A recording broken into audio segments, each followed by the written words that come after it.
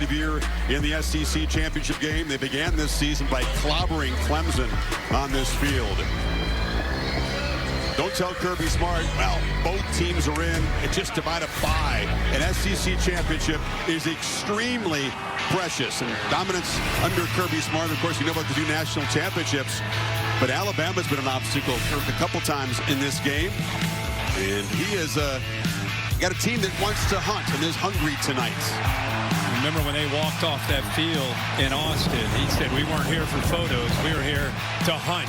There were skeptics when Texas said in 21 they were headed to the SEC. At that point, the program was down. Steve Sarkisian has built it back, and they look ready in year one. Yeah, I think Sark's time in Tuscaloosa gave him the blueprint of what it took to compete in the SEC. And like you said, here come the Dogs right now.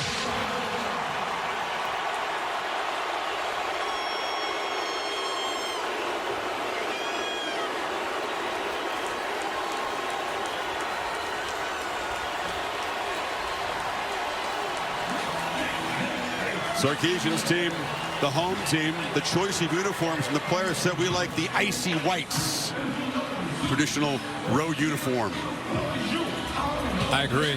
Sark looks locked in. He was play caller for the Falcons 2 years in this building, and of course for Alabama involved in some very big games here. Yeah, his team got down so quickly in that game in Austin. To their credit, they were able to rebound and make it respectable and got within a possession in that second half.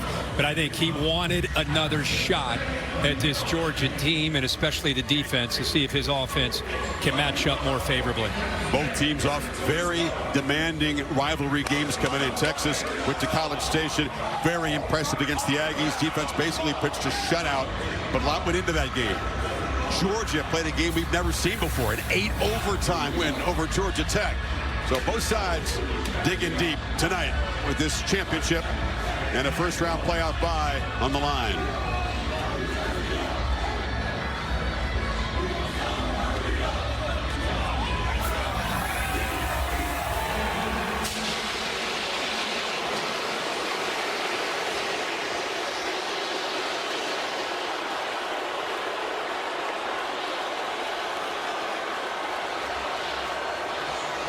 Texas fans thrilled to be here on an historic occasion. Outnumbered, but they do show up and show out. Well, there's a ton of pride, obviously, with this fan base, and the fact they walk into the SEC and get to Atlanta in their first year.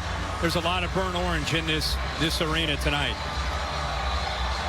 Finished 7-1 in the SEC. Was not the most demanding schedule, not at all. All right, guys, what come Georgia in, shake faced. hands, introduce yourselves. The coin toss.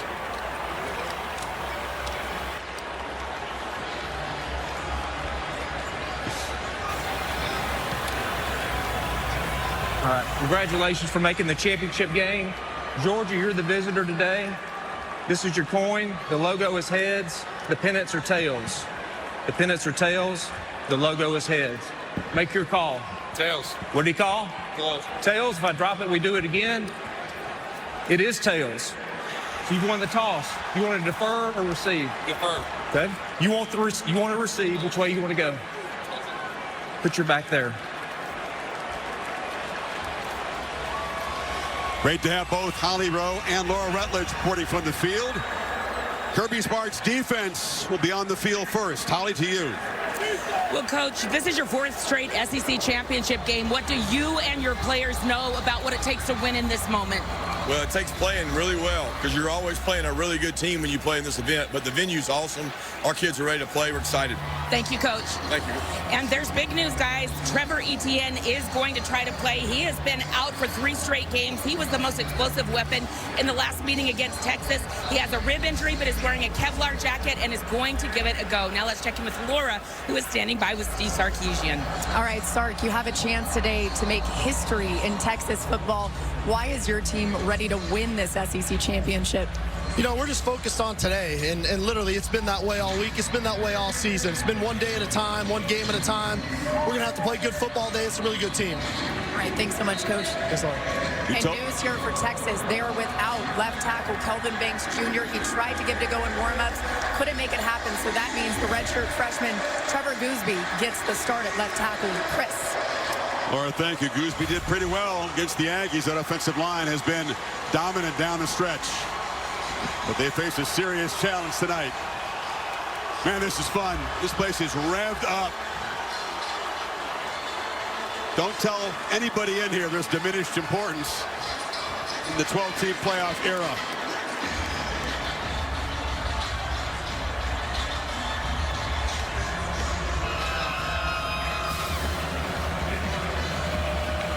Peyton Woodring to boot it away. Matthew Golden, one of the top receivers in this Texas team, standing in his end zone.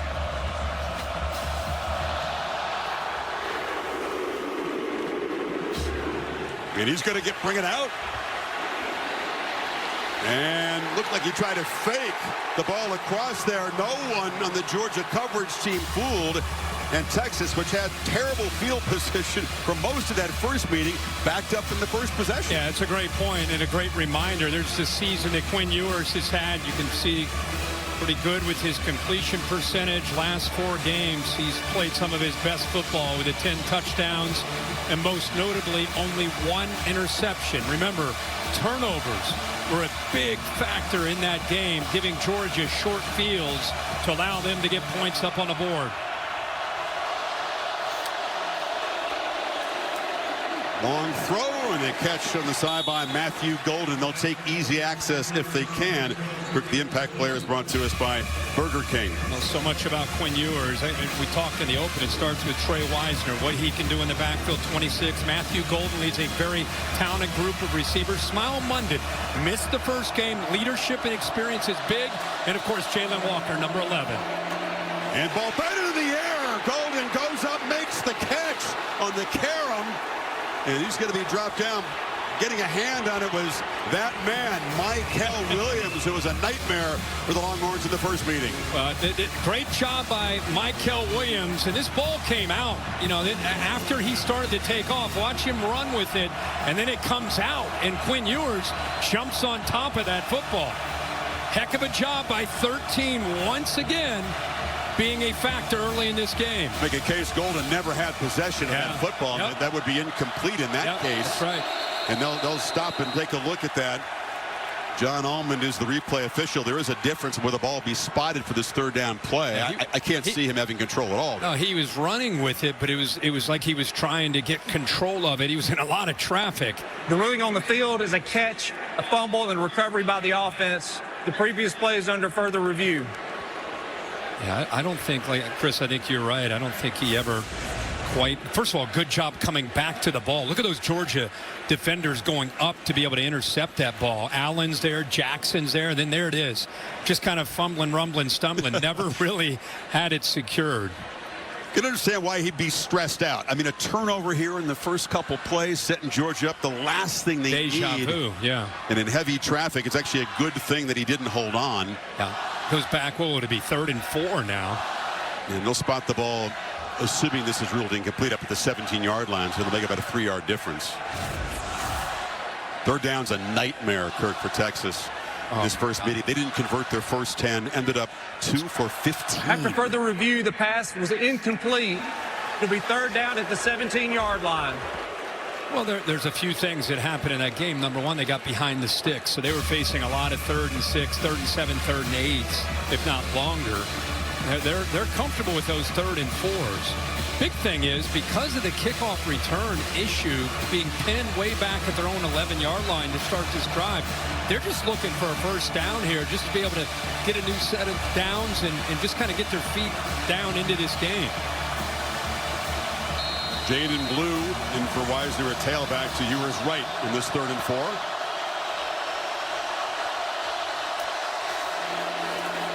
Ewers has protection, short throw, completion. Off and running is DeAndre Moore. Blazing speed. They don't just convert. They get out across or near the 40 before Daniel Harris made the stop. Well, great patience here by Moore and also Quinn Ewers off to the right. Little whip route back inside. Look at everybody playing man coverage. So you got a lot of room to be able to pick big yards after the catch.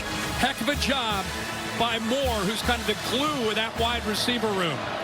22-yard pickup on the 3rd down play. First down throw. Texas comes out pitching it, and that's Matthew Golden breaking free. And from backed up on third down, they're now threatening at the 41. Who says that this offensive line without Banks can't protect? You know, here they are. It's a team that had 7 sacks in that first matchup. And Sark, instead of waiting to third down, being aggressive on this opening drive and giving the ball to Ewers and trusting him. Here's to look at that veteran offensive line. Of course, 74, the redshirt freshman in for Banks. Off the play fake on first down. Ewers is being harassed, escapes. Bites back to the line of scrimmage where Jalen Walker got him down. With Kelvin Banks not being in there, it's the first time one of the original starting 5 all season long has missed a game. They've been healthy and they've been dominant. Yeah, that's very rare. Stackhouse, 78, able to get through the back. That was a big problem in that first game. The backs did not do a very good job of protecting. A lot of movement there up front with that Texas offensive line, and nobody got their hands on Nazir Stackhouse. It'll go as a 1-yard sack, so 2nd and 11. We have a handoff left side. It's the kind of play they run a lot. And Travian Wisner has been so busy. Kirk, 59 carries combined the last 2 games. What a matchup here, not just with Wisner, but that offensive line that you referred to, the experience that they bring to the table. I think they were embarrassed, to be candid, with the way that matchup went against the Dogs. I think they were anxious for their chance to come back, but I'll tell you, these first few plays, Nazir Stackhouse in the middle, a guy to keep an eye on, 78, the veteran. 3rd and 9 this time. Ewers, well protected, a long throw off the tip. It's intercepted. There's a flag down, but Dalen Everett, who had a couple of takeaways in the game in Austin, caught it off the carom there. We'll check the flag out. Isaiah Bond was the man who had a hand on it for Texas. Yeah, they're going to get a hold, I believe, on the right tackle. So this will hold up. Cameron Williams, the right tackle, 56. Illegal motion. Oh. Offense number 7. Cooley's decline. First down. So Georgia, shades of the first meeting, a quick takeaway to snuff out the Longhorns' threat. And that's a great job. They get away with a hold because the right tackle put his arm around the neck of a defender from Georgia. But you could see he's leaning towards the line CFL style there in motion. You can't do that. Then he doesn't secure the ball, gives up on the ball. And the guy who didn't is Dalen Everett. He does a good job. Look at his eyes, trying to find the football, never gives up on it. Fingertips bring it back into him, and a huge turn of events here for the Georgia defense. Much like the first matchup, the Dogs defense again getting the turnovers. And Carson Beck set up at the 33 with Trevor Etienne, who's really hasn't been himself for about the last 5 games. The first play is a pitch to the tight end Ben Jurasek, and having Etienne back, that rib injury, it's protected, as was mentioned, but can it withstand a hard-hitting game tonight? We hope so. Yeah, absolutely. Tough guy, been through a lot. We talked about how he got through some adversity. I think he comes in a very good mindset coming into this game. Going to have to lead this team and make great decisions, taking care of that football. Throwing the perimeter, and middle screen cutting back is Arian Smith, who's right near the marker. It'll be 3rd down at about a half-yard. Here's the Burger King impact players when the Dogs have the football. I put Nate Frazier in there. Etienne at the time wasn't a little relevant. Well, let's see. Hold on. Let's see what's going to happen here. They're going to go for it with up tempo. Back under center and trying to meet him right at the moment was Vernon Broughton. And the Longhorns say it's a stop. Number 45, who basically wrecked the Aggies offense last time out. Yeah, and Broughton, usually these interior defensive linemen, they try to submarine. Lowest man wins. Broughton, instead, watch him go airborne. He goes up and over. Look at 45. That's 300 pounds going up and over. And he was right. They did keep him short. Watch him at the top. Up and over the guard, and he's the one that ends up making the tackle. Is Kirby Smart, who's got the offense out there, really going to roll the dice in his first offensive series at their own 43? In a shotgun. You'll just see they'll try to draw Texas off, and the play clock down at 0, so there wasn't an intention to actually gamble.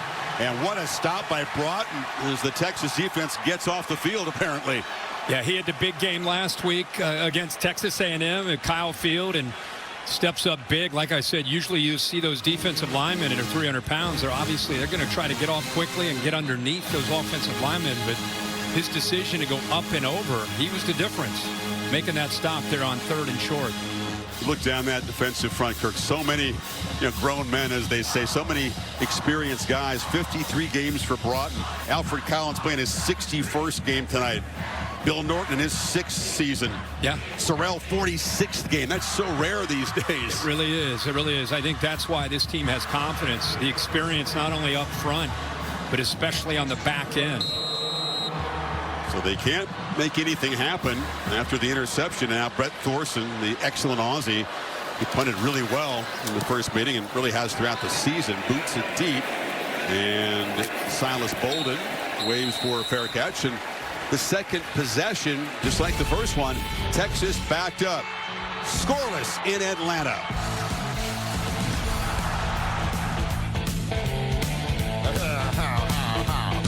Wants to know this is not a real leg, but this is the Taco Athletic X brace, which is over Quinn Ewer's injured ankle.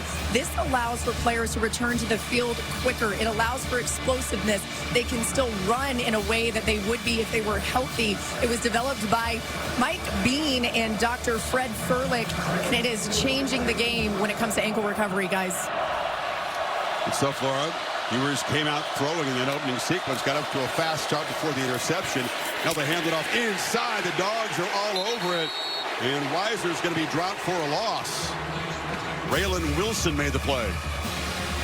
Well, the linebackers are clean because of the defensive line doing their job, and it allows them to get downhill. Raylan Wilson, this group of linebackers, they rotate because they have Smile Munden. They're able to stay fresh, do such a good job, and it frees up Jalen Walker to be able to move around a lot more with Munden back. Two-back look, and they hand it off inside to Jaden Blue. Sarkisian says he's got to be patient with the running game. They were too one-dimensional the first meeting, but the Dogs are stuffing it. They really are, and this is McLeod. I mean, this Georgia defensive front, watch the effort and the strength right here. This is what you're facing. I mean, look at that. That's tough on Wisner, but really didn't have much of a chase. Hayden Connor that time, who I bragged on quite a bit last week at Kyle Field, that time got handled by McLeod up front. The big story of the game again last time was the battle at the line of scrimmage favoring Georgia. See if they come after Ewers on 3rd and 13. He launches from the goal line, going downfield to Golden. Golden snuck behind Malachi Starks. It's a huge play in the Dogs' territory. Malachi Starks with the motion. You'll see after they motion out, he gets a little bit caught. See 24, he needs to be able to help out on that play much sooner, and he was unable to. The run goes nowhere. Sarkisian will use tempo, of course, after the explosive play. Xavier McLeod in the backfield that time. Yeah, Daniel Harris is the corner. Last time we did this game, Humphrey was there. He's gotten beaten out the last few games, so he left the team. Harris is out there. And with the motion, he did not get hands on him to slow him down, so it made him easier to be able to slide down that line, the boundary there on the right side. So Starks over a little bit late, but it would have been helpful if Harris got his hands on a receiver. And the 50-yard gain behind the 6 on 2nd down. Ewers over the middle, and wide open is Isaiah Bond, the former Crimson Tide player who was a serious problem in this game against Georgia last year. Well, the motion right here, just eye candy, can affect communication. Blitzing that middle linebacker frees up some room behind those linebackers. That is a staple of the Sark offense. Loving the play action levels concept and working that 15 to 18 mark downfield. Ewers pump fake and now launches wide open off the fingertips of Gunnar Helm. There are flags down. He had him and just threw it a little too far. It would have come back. That's offensive pass interference on Isaiah Bond. Watch him on the outside. This is my opinion anyway. He runs pass right interference. Offense number 7. Yeah. 15-yard penalty. First down. Made it look a little bit too obvious running into Aguero, the nickel back. So this ball would have come back anyway.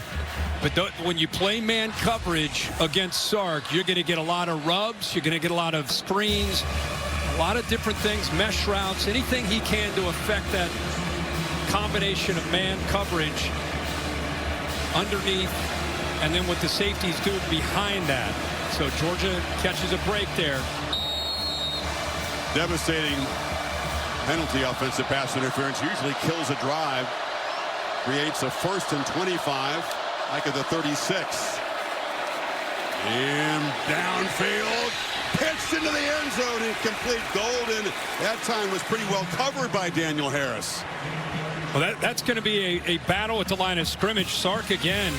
I think he just sees a huge advantage that he can win on the perimeter with these receivers against these corners. Testing Harris that time. Not bad coverage, and Harris has great length. And at the end, that right hand gets in there enough to be able to affect the timing of that. But the ball right on the money, giving him a chance there on the touchdown. And this is his first start against SEC competition. It was UMass and Georgia Tech when he took over for Humphrey, beating him out. 2nd and 25, back to Blue, and they're all over him. That was Jalen Walker making the play. These Texas backs are a big part of the offense. Dogs keyed in on them. Boy, Jalen Walker, such a big impact with 3 sacks in the first matchup. Watch him there to the outside. He actually saw this coming the entire way, baiting the offensive lineman to come out into space and use his athletic ability to go right around him and make a play on the screen. Great play there by 11. So in 3rd and 27, the penalty. Back to my out of field goal range. Can they pick up a little something here? Well, Weisner's got other ideas. He's going to be stopped back near the original line of scrimmage by Dan Jackson, but now they are in range for Bert Auburn to get points on the board. I think that's what that was really about, and I think they picked up more yards maybe than they really anticipated. Good job, Weisner. One thing he does, he gets north and south in a hurry with that acceleration. Gives Auburn a much better chance here for the Horns to try to take a lead. This from 41 yards. Auburn, a lot fewer field goal attempts this year than last. Kicked a bunch last year. This year, a lot of extra points. And straight down the middle. So, despite bad field position, that big 50-yard play gets Texas in position. 9 plays, 64 yards. Chip on ABC is presented by Ice Cold Dr. Pepper. College football, it's a pepper thing. And in part by the United States Marine Corps. One of the biggest games in the history of Del Carroll Stadium, and the Dogs owned it. A couple of legends in Georgia defense here to watch tonight. Richard Seymour, late 90s. Brilliant Champ Bailey, kind of that same era of Georgia football. A couple of Longhorn quarterbacks here, V.Y. and Colt McCoy. Repping the turn orange. What a run that was. Of course, back to back. Minister of Culture. The lucky jacket. Hey, if the Horns are in a big game, he's here with the jacket, the shades, and the hat. He told me he's ready for a long postseason ride. I think they're just getting started. Clear out the calendar. Will Stone, the lefty, to boot it away.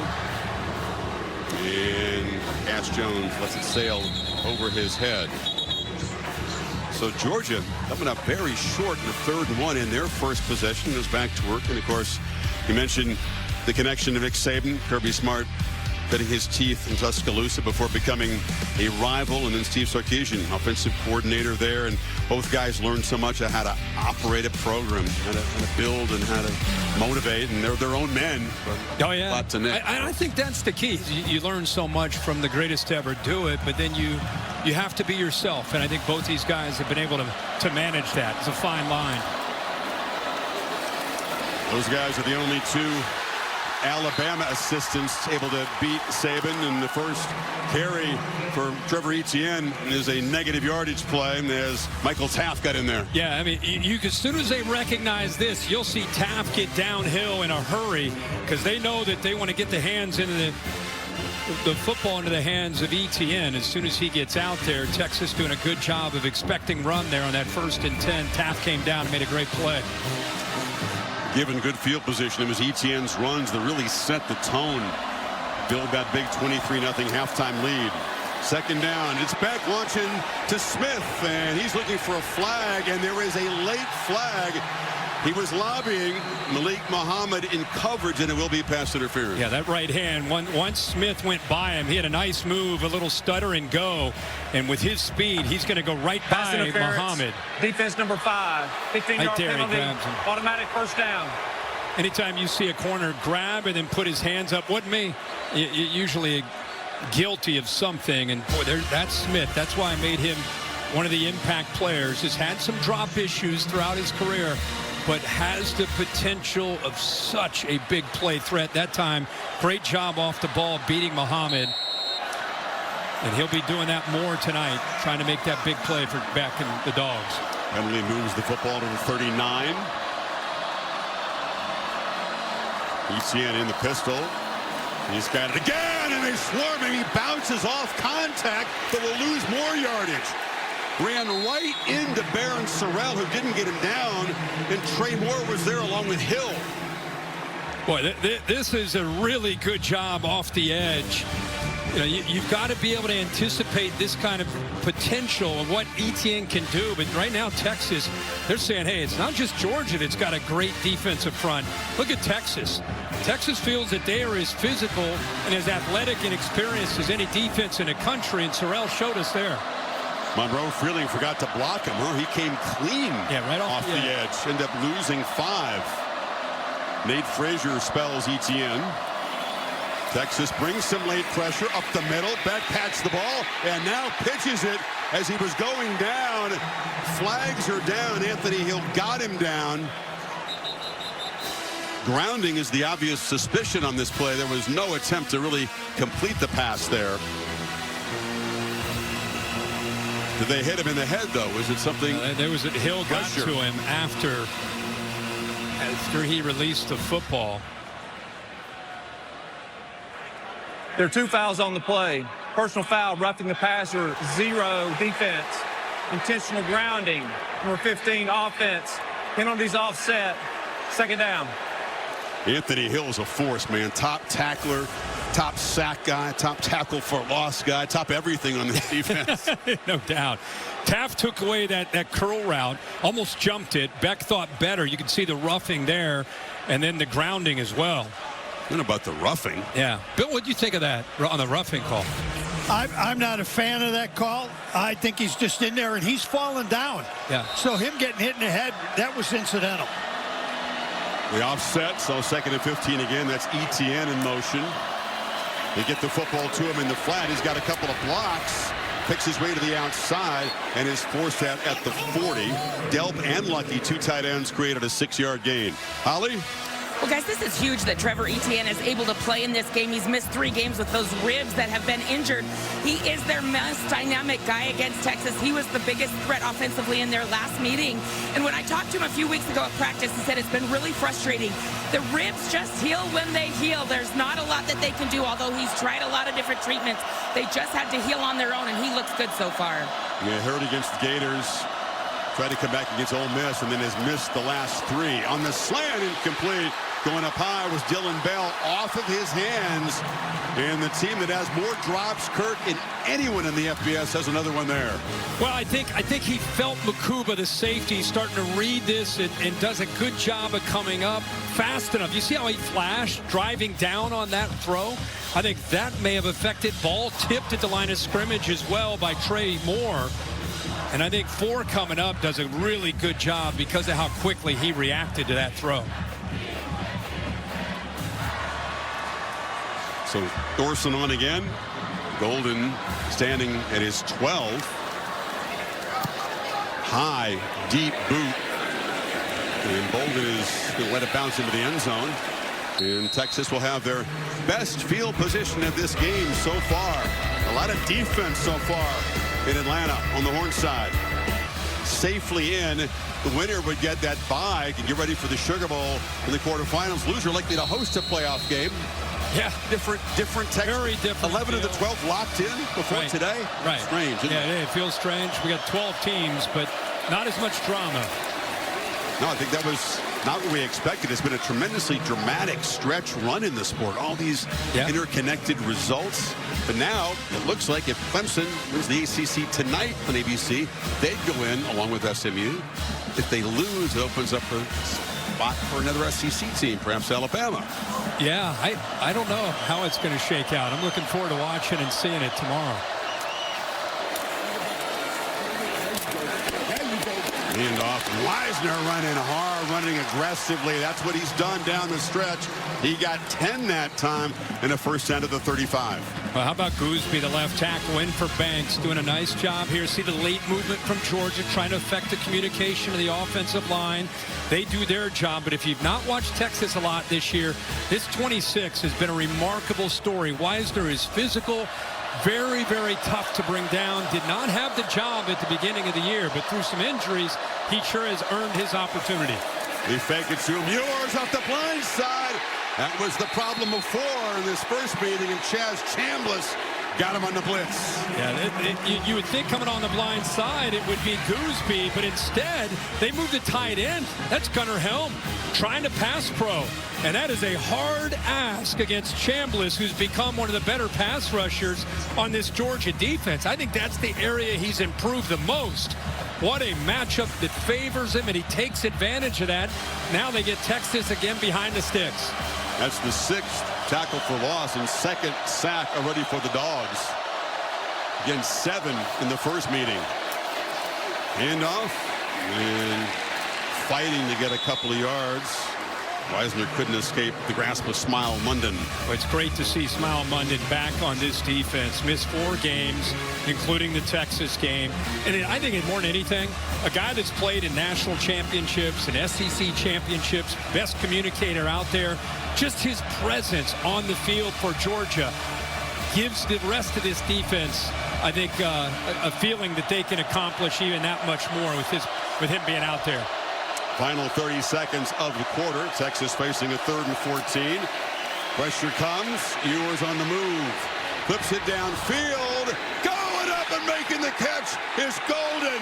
His 2nd huge play. Again, he beat Daniel Harris. Yeah, this Texas team has lived off of the big play all year. 3rd most in the FBS with 20-yard plays. Already 4 tonight. They clearly are going after Daniel Harris. Great job of improvising by Ewers, who got flushed out of the pocket. We saw him move around against A&M, even with the gimpy ankle. Does it again tonight. How about the location of that football there on that big play for the Horns? Golden at a 50-yarder and a 32-yarder. Texas on the move here. Georgia with 9 yards of offense in the first quarter. Back after this message and the word from your local ABC station. Watching the SEC Championship on ABC. Championship on ABC, presented by Dr. Pepper. We got more shots taken by the Longhorns than any bar on 6th Street in Austin, right? What an improvement around this stadium that they've made. It is beautiful here. Congrats. Different philosophy from Sarkisian. This is a short pitch on the edge. Wisner has some space, lowers the shoulder, and powers for about 6. We got a kick out of this when we were at the break. I think we saw it live, but you got to keep your eye right here on Kirby. He's down there. He's trying to make a play, trying to help out, trying to help Daniel. His face, he knew it was going to happen. Look at him in the background. Body English couldn't help. Going back to those safety days. Gets the ball wide. Wisner turns the corner. About 3 or 4 flags come in as they grab the face mask around the edge. You got a holding call that'll come back from Texas, and then you got a face mask that came in when he was running with the football that'll be called on Georgia. So 2 fouls here that I saw. That's the kind of pass play we've seen from Texas a lot this season. There are 2 fouls on the play. Holding, offense number 2. Personal foul, face mask, defense number 7. Penalties offset, 2nd down. That was Matthew Golden who was trying to help out there. There's the obvious face mask that Harris has. But a different approach, Kurt. We're going to show an impressive graphic because Quinn Ewers, most of the year, there's the hold by 2 right in the middle. Most of the year, it's been a lot of screens, a lot of underneath, a lot of yards after the catch. Look at that. Downfield, attacking, especially at number 7, Daniel Harris. Jaden Blue's in the game. That's off the hands of DeAndre Moore. A high fastball that he couldn't haul in. That's a tough ask. You get in there in the middle of that defense where you got a safety coming downhill on you. You got a linebacker. He fires it in there. He gets it to him, but all around him there are red jerseys coming. I know, but coach, you got to make that play. Yeah. I'm with you, but that's a tough one with a fastball coming at you like that. With those safeties coming downhill. Let's see what they do on third down. Lead 5. Been sharp on third down so far. Pressure comes. And it's checked down. The catch is made right at the marker by Moore that time.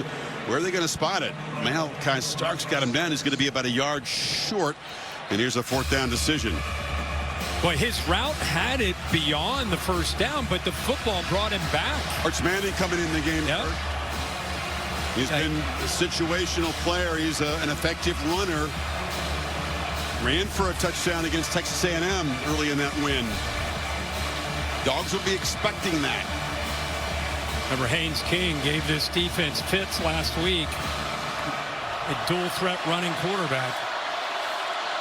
Play clock at 5. It's not snapped to Manning. It's snapped past him. Little wrinkle, and Jaden Blue dives for a first down. Well, all eyes are on 16, right? All eyes are on 16. They're going to run it here instead through the legs and directly to Blue. It's a heck of a job by the center. All the Georgia defense, anytime 16 comes in the red zone or short yardage, he's going to carry it. How about the center? Jay Majors has seen it all in college football, and apparently he can also do this. Snap right through the legs. Heck of a job there. Good call by Sark. And you're right. All eyes were on Manning. He might not be done for the night. This is Wisner bouncing it. I mean, expect.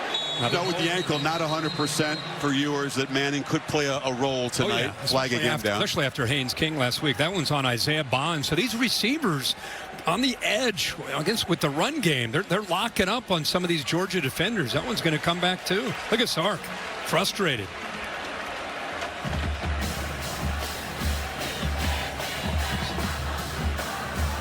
Holding, offense number 7. 10-yard penalty from the spot of the foul. First down. Sark's a masterful play caller, one of the more innovative minds in the game. But there's 7. Starks goes in. He's just reacting to the ball carrier who's working outside. We've seen that 2 or 3 times now.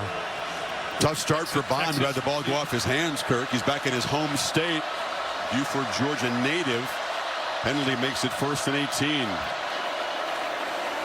Ewers swallowed up by the pressure and dropped for a short sack. It closed down the edge, and then Warren Brinson came through the middle and collapsed the pocket. They have so many guys that can affect a quarterback. Here he is. They've moved him around because of some of the depth, depending on the down and the distance.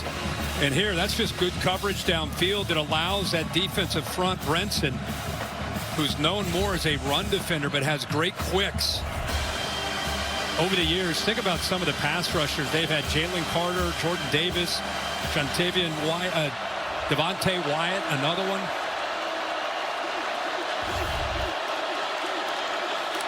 Second and 20. Ewers pitches it short. Blue is going to be dropped for a loss. They're going the wrong way. Raylan Wilson stopped the running back, and they're now back out of field goal range. Yeah, Georgia's not afraid to play man coverage, and even though Ewers is attacking these corners, they continue to play man-to-man.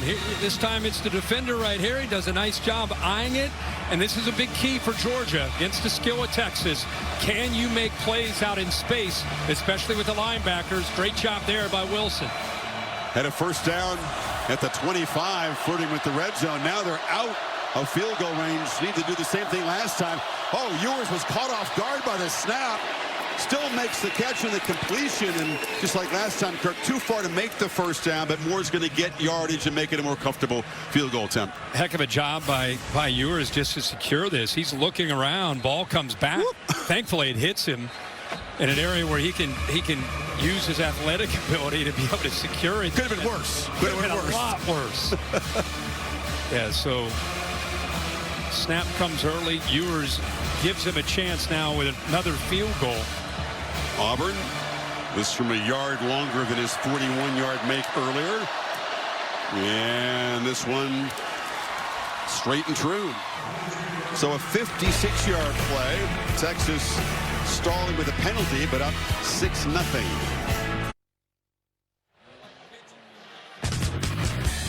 Sarkisian frustrated Kirk. Penalties stalling that drive. Yeah, that's what he said. Something, then penalties. He's frustrated. Say it again. What he's happy about, though, is his defense. I mean, this Texas defense has been the elite unit in the SEC all season long. Georgia has run 7 plays.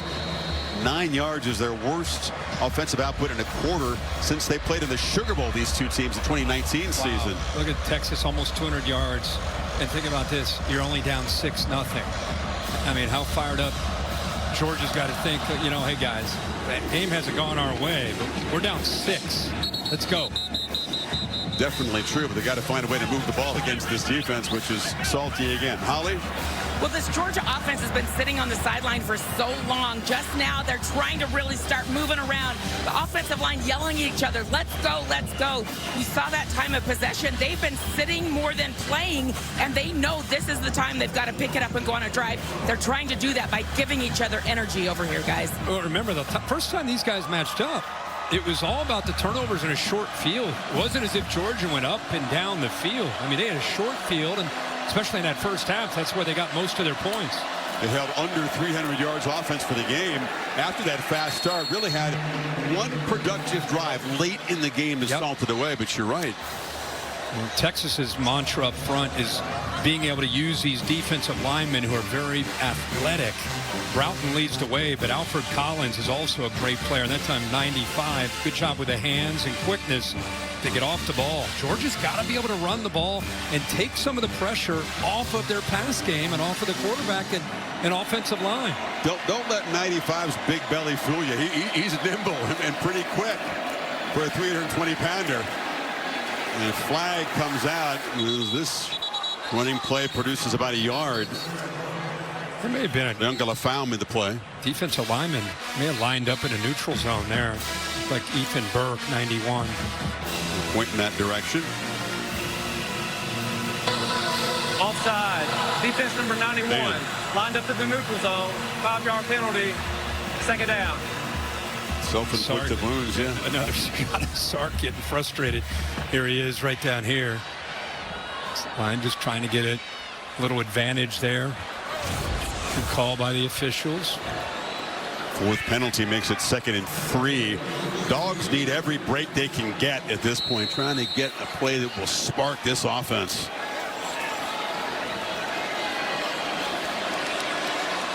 Texas playing up close to the line. They're not fearing downfield shots, but over the middle, harassing the tight end, found a little spot in the zone there.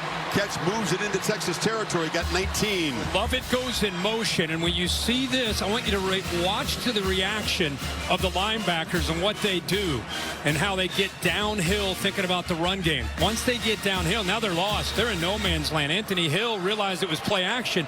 By the time he looks around where the ball's going, goes right past his ear hole for a first down.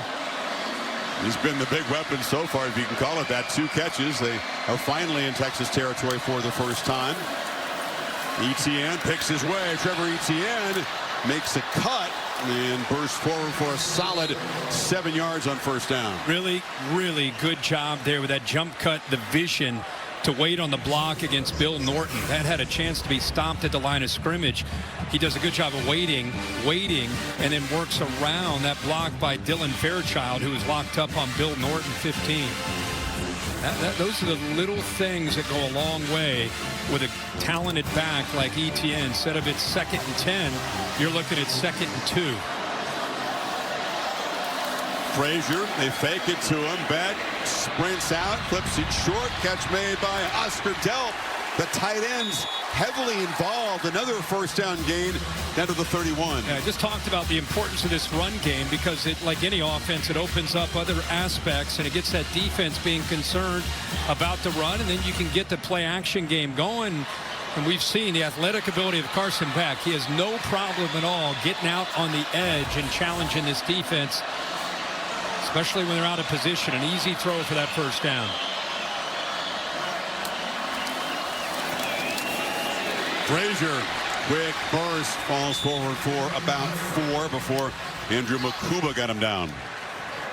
Good blocking angles there on that counter play. Couple pullers coming around. Fairchild, Yursek.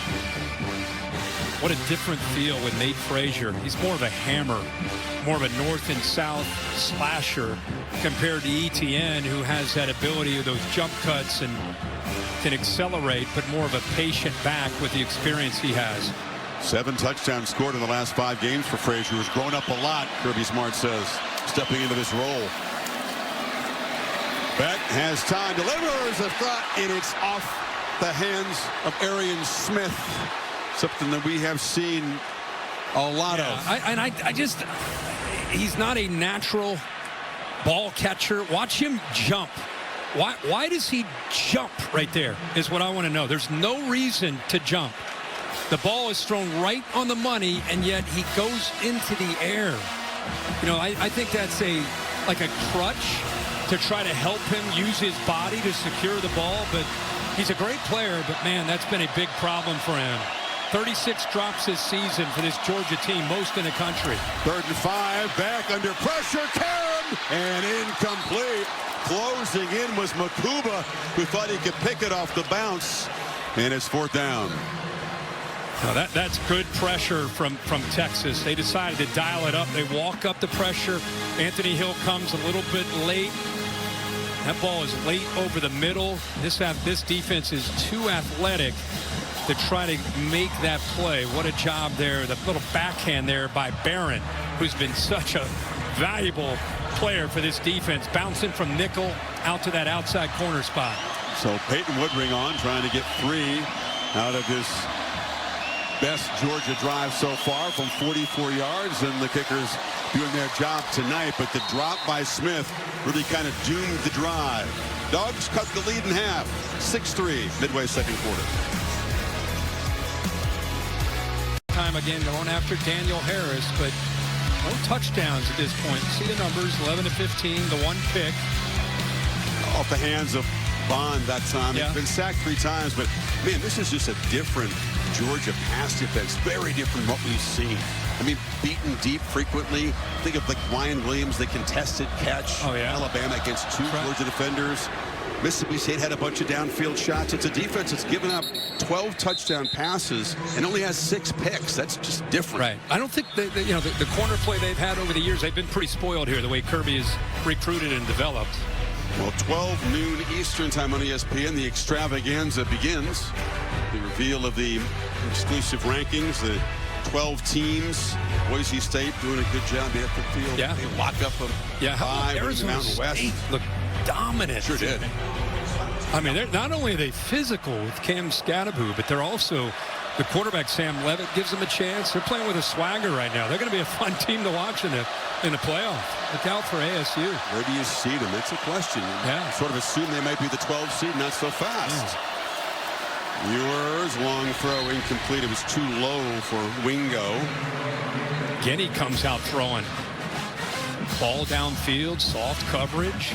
Remember, we thought, boy, they're going to really establish the running game. Wisner take some of the pressure off of this offensive line where they struggled in pass pro, but Sark, at least in his first half, is taking his chances, throwing the football. And the slant catch made. Silas Bolden running free. The former Oregon State Beaver shoved out of bounds, and a flag comes in, so the gain to the 45. 15 more moving into Georgia territory. What a job of just keeping this play alive by Bolden on that quick slant. Definitely a mistake, a mental error by Munden on the sideline. That's what Kirby's talking to.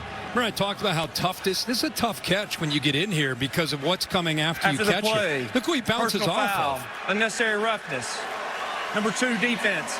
15-yard penalty, automatic first down. You know, I mean, he's well out of bounds, and that's your veteran who we keep bragging about the fact he's back in the game, Smile Munden. I mean, look at this. Plays over and just throws him. How about Bolden? We saw him make plays for Oregon State a year ago. Talk about a guy who's 5'8", 160 in the middle of all those big bodies. Bouncing off of Dan Jackson, who's as ferocious a hitter as there is at the safety position in the SEC. Just bounced off of him. Play fake on first down. Ewers long throw sideline. It's knocked away. Wingo got his hands on it, and Dalen Everett delivered the blow to knock it loose.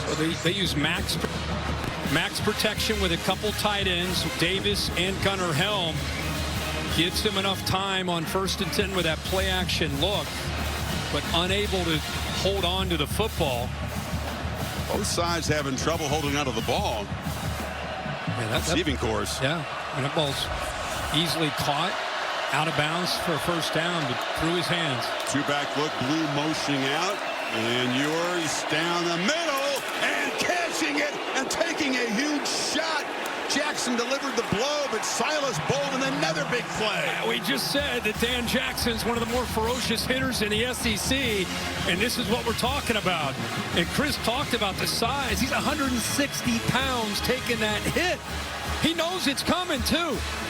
Brace yourself, and then to hold on to the football. Well done by Silas Bolden. That's guts right there. They went to the portal and got 3 players. I wondered why Bolden hasn't made a bigger impact. Very talented player. They got a lot of guys who can hurt you. And after a quiet season, 2 big plays here. Meisner off the right side. And thanks to the officials for just letting us have this the SEC championship. Safety blowing him up. No flags, clean play, took the hit like a man, first down, on to the next play. Thought we might get defenseless player or something's coming, but instead, game on. Football. Yeah. That's what we do. Texas, incredibly dominant first half, trying to add to this lead before halftime. On the move, Ewers backpedals and has to just throw it away. Looked like he wanted to go back in the wheel route, but Weisner was well covered that time. Sark is pulling a lot of these linemen on these, giving these false reads to affect the linebackers, and it's working. He's getting these guys to fly up to try to be concerned more about the run game, but that time no one open downfield. Well, there's a 3rd down play. They're in field goal range. And also in the red zone, trying to finally get to Pater this afternoon.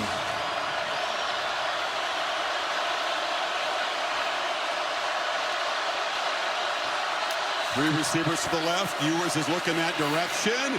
And now launches into traffic. Very, very lucky to avoid an interception by Daniel Harris.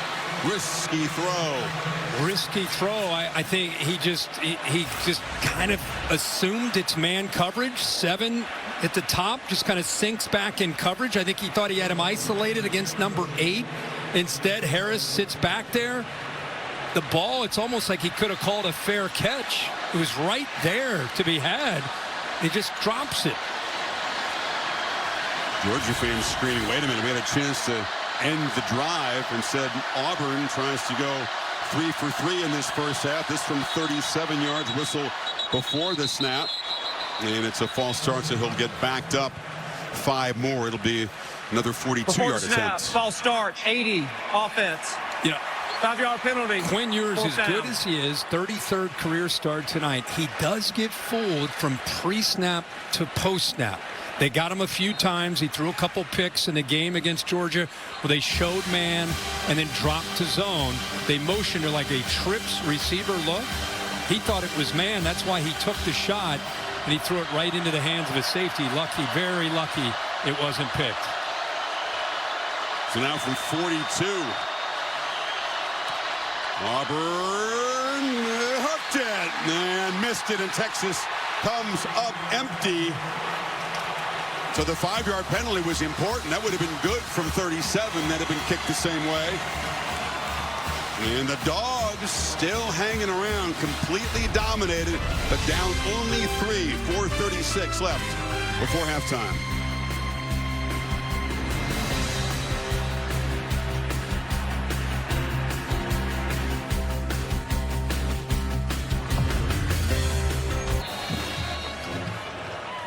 Longhorns have reached Georgia territory on all 4 possessions. They've been in scoring position in a few of them, but the missed field goal keeps it 6-3.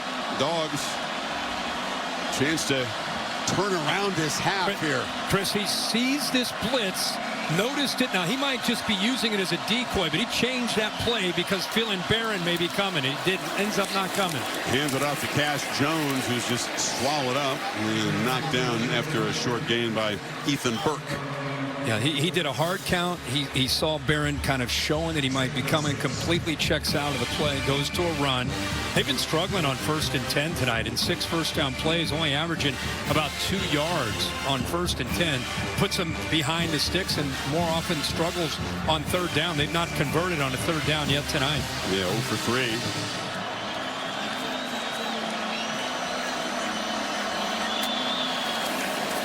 Off the fake, Beck drops back and fires down the middle, incomplete. Michael Taft was in good coverage against Lawson Lucky, broke it up.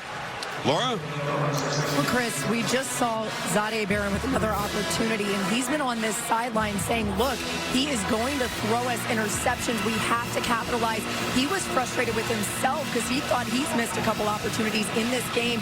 And remember, guys, he told us when we talked to him about the chess match with him and Carson Beck. A lot of respect for this Georgia quarterback and the way he sees the game. Beck started out 5 for 5, Laura, 4 incompletions since then. Etienne in the game on 3rd and 6. And Beck will launch downfield on the edge. 50-50 ball. It's broken up. Bell well covered again. It's Gavin Holmes down there, and it's 4th down. One team. Good coverage by the Texas defense. There's a one-on-one matchup, but good tight coverage there by Holmes, the backup corner. Watch the young freshman 11. Little move, little hesitation move, works around Freeling, and enough, I think, for Beck. That receiver is not open, but he had to get rid of the football. Good job of pressuring that time on 3rd down at his blind side by the freshman Simmons. And the pass game continues to be dysfunctional for the Dogs. Another punt.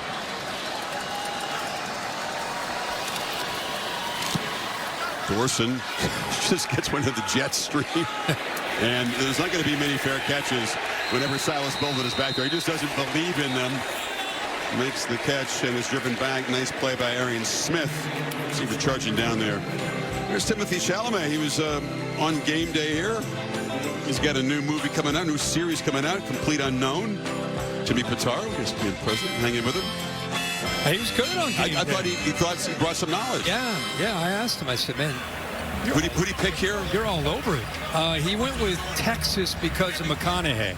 His buddy his in the industry. So he said, I think everybody except Pat went with Texas. Pat had a fun little up and down with the horns. I saw that. Yeah. Our friend Lee Corso, unable to go there. He picked Texas. He wanted to say, picked Texas. Yep. Today and still to win the forever. He picked them in July, so all the way. Shout out to Lee. Yes, sir. See you back soon. Weisner. Stutter step, picks his way for about 1.5 yards. Now it's Sarkisian with 3.5 to work with before halftime. Won't be in a real big hurry, but still will be aggressive. You know, he's just continuing to, he's not going to abandon the run game, obviously. It's become a real strength of theirs. I almost feel like they're a run-first kind of team, but tonight with this matchup, they feel it's more favorable, taking some shots against this secondary. Weisner a whole bunch of yards after contact. He just ran through tackles with the Aggies. Hasn't been able to get free tonight. Matthew Golden has been busy on the edge. Got a block from Moore before Aguero tackled him. Yeah, that's the obvious run-pass option, or if you have a couple receivers against one defensive back, instead of running it into a loaded-up line of scrimmage, just flip it out there and try to get some positive yards, give you a chance here on more manageable 3rd down. Georgia has not been elite defending 3rd downs this season. Another startling stat about this smart defense. In the pocket, pass delivered, 1st down. There's DeAndre Moore hanging onto the football, picked up 7 there across the 30. Yeah, like I said, they talk about him being the glue of a very talented wide receiver room. I'd love to see him not only catch the ball, I'd love to see the fight after the catch there just to make sure he got the 1st down. This will change the philosophy. We get to the 2-minute timeout. Still all 3 timeouts. Plenty of time for Texas to work into field goal range, if not more. Ewers, 15 completions, 217 yards so far. That's like a poppy shot, just getting out. You can get more passes off that way, right? Yep. You with that long, slow, wind-up delivery, that would be a problem. That would be a problem. Rapid fire. 2 minutes to go here. Moore comes in motion. And Ewers backpedals, checks it down. There's the first target and catch for Gunnar Helm. Top receiver on this team in catches and in yards. Hadn't done a thing tonight until that 11-yard gain. Yeah, Sark is known for his screen game, and here's the look right here. Just kind of watch him block. He'll hesitate. Line gets downfield. Good job by Ewers waiting. Drops that over top of the defense in a pass rush. Gave the defense enough time to sink in coverage, so he had a lot of room after that catch. Cam Williams, the starting right tackle, had to come out of the game. Helmet came off. So he is subbed out. Brandon Baker, the freshman, comes in. Hesitation. Weisner. That play looked messed up from the start. Then as he tried to make a cut, he slipped down for a loss of 2. Yeah, that was a slow developing play there. Watch Ewers fakes it to nobody, and I think Weisner maybe went the wrong action there. Play took way too long to develop. Clock is moving. All 3 timeouts. Sark doesn't spend one. Minute 7 as they snap it. Ewers under pressure, escapes, and a flag comes out in the offensive line area as he dives for a short gain. There's another penalty going to kill a Texas drive. Well, let's keep a camera on Sark, because I know he's pretty upset about these holds. It's the big danger of a quarterback stepping up and out. Holding. Offense number 56.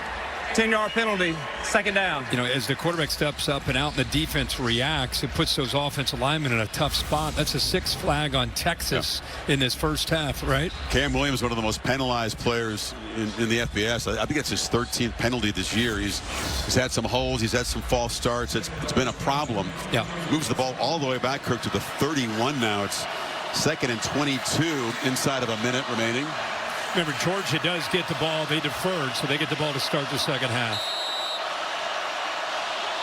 See if that penalty changes the thinking or if they'll stay aggressive. Off the play fake, 4-man rush. Ewers on the move again. Long pitch. Helm dropped it. The dropsies on both sides tonight. Normally reliable tight end, trusted target. Well, this is the beauty of being able to rush 4 and drop everybody back in zone. You force the ball to go underneath. You're right. It's just not something you'd expect to see from Gunnar Helm. One of the more reliable tight end targets the whole year. 6'5", 250. Probably improved the most from last year to this year as well. Now it's going to be Kirby Smart who's going to be interested in stopping the clock. If they can get off the field on 3rd and 22. Weisner bounces it, does stay in bounds, and that'll force Smart to take the first time out there, and Texas will punt it away with 43 seconds left. Yeah, the miscue, the mistake, the holding call, drop football. That's the one theme for Texas. They've had chances. They've missed some opportunities. They've had drops. They've had some penalties. They've been in plus territory, I think, every possession with the exception of this one. And they only have 6 points. Punting for the first time will be Michael Kern. Meanwhile, we'll be checking with McConaughey and Saban. Maybe you know, Matthew's going to join Nick and those guys for the Capital One halftime report. Look at my coach. Look at him smiling, having a time of his life. He's not down there stressing out about 3rd downs. He's hanging out with Matthew McConaughey. Well, Matthew's definitely not stressed. Oh, no. I mean, he's more stressed than he looks. But no, I'd say Coach Saban. How many times have we seen him on these sidelines just dominating the SEC championship? Nice to have dinner with him last night. He's enjoying this next phase of his career. A little, not sleepless nights. Yeah. He's not in a hurry everywhere. And you know, he's got so many other things going on, you know, besides working on College Game Day. But I really think we asked him, how have you enjoyed it? He said it's gone much better than he could have hoped. So Kern, the freshman, kicks it high. Anthony Evans drifts up and waves for a fair catch at the 26. All right, you got time here with a couple timeouts. 39 seconds. Veteran quarterback at any moment could hit a big one. So you got a shot here to get in field goal range themselves. If you're Georgia, you think, wow, we got a lot of things to fix, but we're only down 3, despite being outgained 260 to 57. And 2-1 edge in time of possession. If you're Texas fans, you're thinking, we'd like to be up more than 3 here. Right. But again, this Georgia team, because of their potential, they can make a play at any moment. And there's no reason to think that they just got to get these receivers more involved. 1 catch the entire first half for a receiver. Beck looking for a playmaker to step up, finds Etienne in the flat, and Trevor scoots out of bounds at the 33, stops the clock with 32 seconds left. Think about what we just said there. They haven't had the ball a lot, but their receivers in a game, they'd like to try to stretch the field here. Now, Smith has 1 catch. That's it for the receivers. 3 to the tight ends, 2 to the running backs. That's it. Beck pressure, gets the ball out in the sidelines, and there was an attempt at a big play. Gavin Holmes covering Smith, who could not come down with it. Well, Sorrell got pressure on him, but again, we're seeing some depth here in this secondary. Holmes out there, that ball got to him. That's another opportunity and another example of him jumping. There's the pressure, but once again jumping for no apparent reason on a ball that's thrown right on the money. We talked to Beck about this, Kirk. He's trying to be supportive. He's got to be. Is it anxiety? Is it nerves with receivers and all these drops? He's trying to figure it out himself. But, Etienne on the edge will get a first down to 20 seconds. He's trying to be a leader and not show his temper, but his patience is tested at this point. I don't blame him for that, but you have to. You don't have any option as the quarterback. When your guys who are your guys going to battle for you, dropping the ball, the last you may want to talk to him one-on-one, but you need to continue to encourage him, continue to put your arm around him, continue to tell him you believe in him. Because it's hard enough for these receivers. They start thinking about it and worrying about it. Going to get a free play here. Beck, pump fake, now a downfield shot, looking for Evans, and he threw a pick. This will come back. There's another flag down in the secondary. Mukuba came up with the football. He takes a huge shot as he gets in the paint in the Texas bench. I don't see another flag on that one. I think you may have pass interference. So you had the free play, and then you're going to have pass interference as well.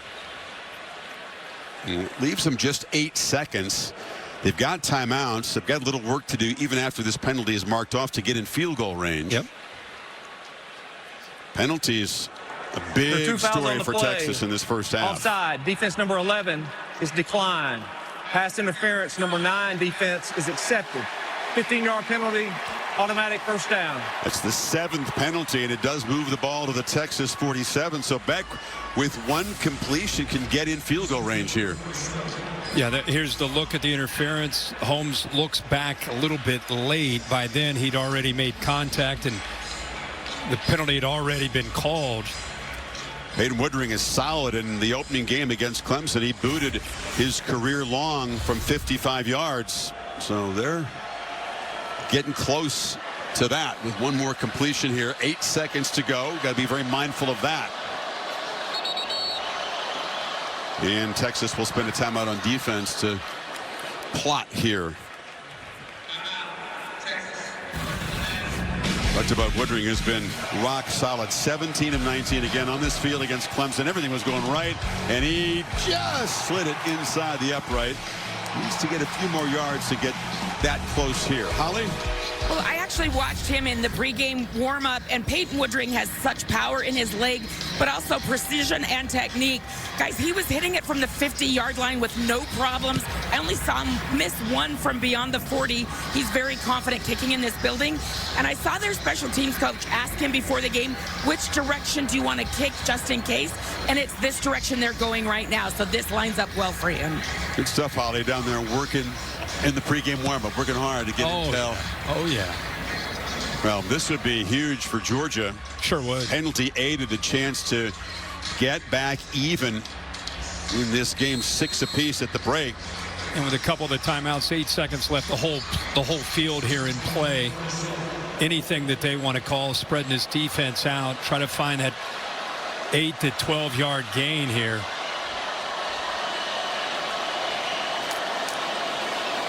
Another free play. Texas jumped offside again. Another interception is going to come back. This is Anthony Hill who made the grab, but Texas just not holding their water, as they say. Well, you know what Sark's going to be talking about with this football team. Down to a second to go, so that is a factor, but man. Offside. Defense number 11. Was on the snap. It's a 5-yard penalty. We play first down. Look, by the way, you know, I don't know if he forced his throw because he had the free play. He's at the bottom right 11, so just barely a little bit of movement. I'm guessing that Beck thought that he had the free play. He puts that right into the hands of Anthony Hill. And that's very costly. Had they been able to get a short completion, you get a timeout, you have a chance at a field goal. Now nothing but a second left. That's you got to right. chuck it down in the end zone for a Hail Mary attempt. Well, unexpected for you, this game? I mean, nothing. Oh, yeah. Goals on the board. Texas moving the ball all over the place. Georgia's offense, which what happened at Texas in the first meeting, completely stalled, but hanging around. Not down 23-0 like the Longhorns were. I feel like it's a combination of some really good defense, a lot of hard hitting, and then miscues. You know, I mean, Texas has had plenty of chances, missed opportunities when they've been in the positive area of this field. And one thing about Georgia, they're able to make adjustments. I know their receivers are struggling, but it's not like they're incapable of making plays. They just got to get in there at halftime after, see if they hit this. Oh, they're not even, that field goal unit's not out there, are they? No, they wouldn't. This would really be tested at 60. I mean, how they did report he was kicking it from that end with some confidence, but they're going to try to get a bunch of guys down to the end zone and heave it down there.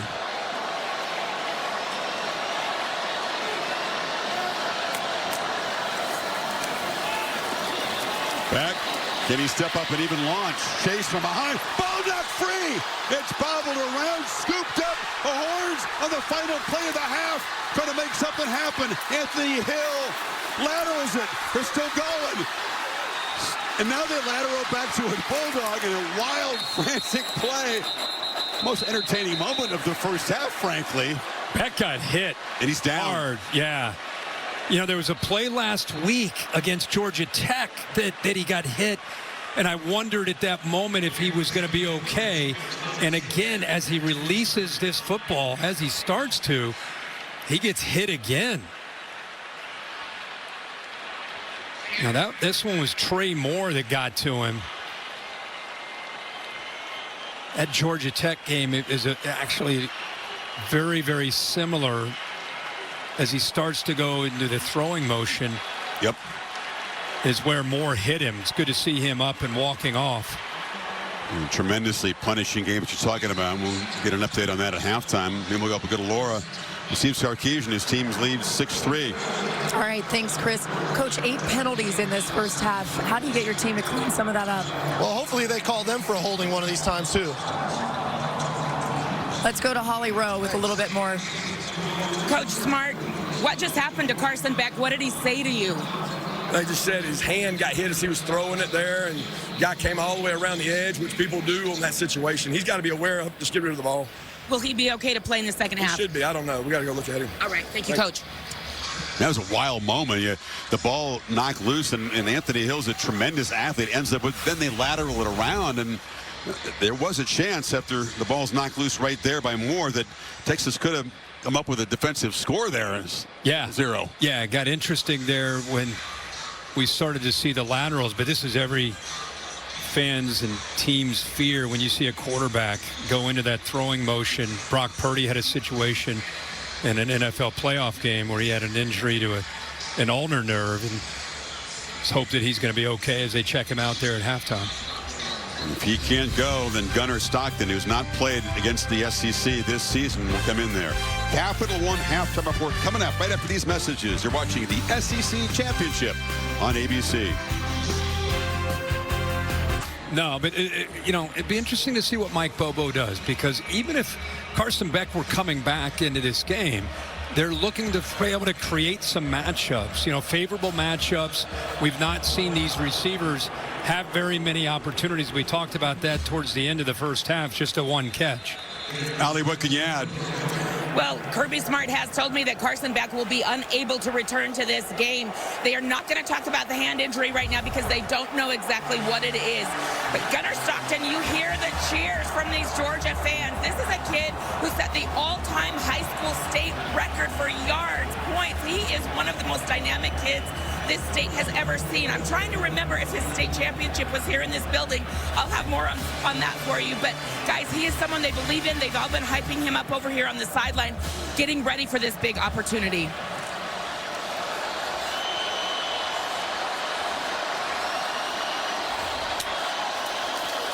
The other week, this is the first snap he's taken in the game, Kirk, when the margin is less than 21. He finds ETN for a nice first down gain. Yeah, really good block there by Oscar Delp. Anytime your guy goes down, there's a lot of times you could see the rest of the offense come around him. There's Carson Beck talking to him. You get in that quarterback room, the main guy goes down, he's going to be there to help that backup up. But my point is, you lose your starter, your alpha, you'll see those linemen step up. You'll see the back step up. Just try to help him out.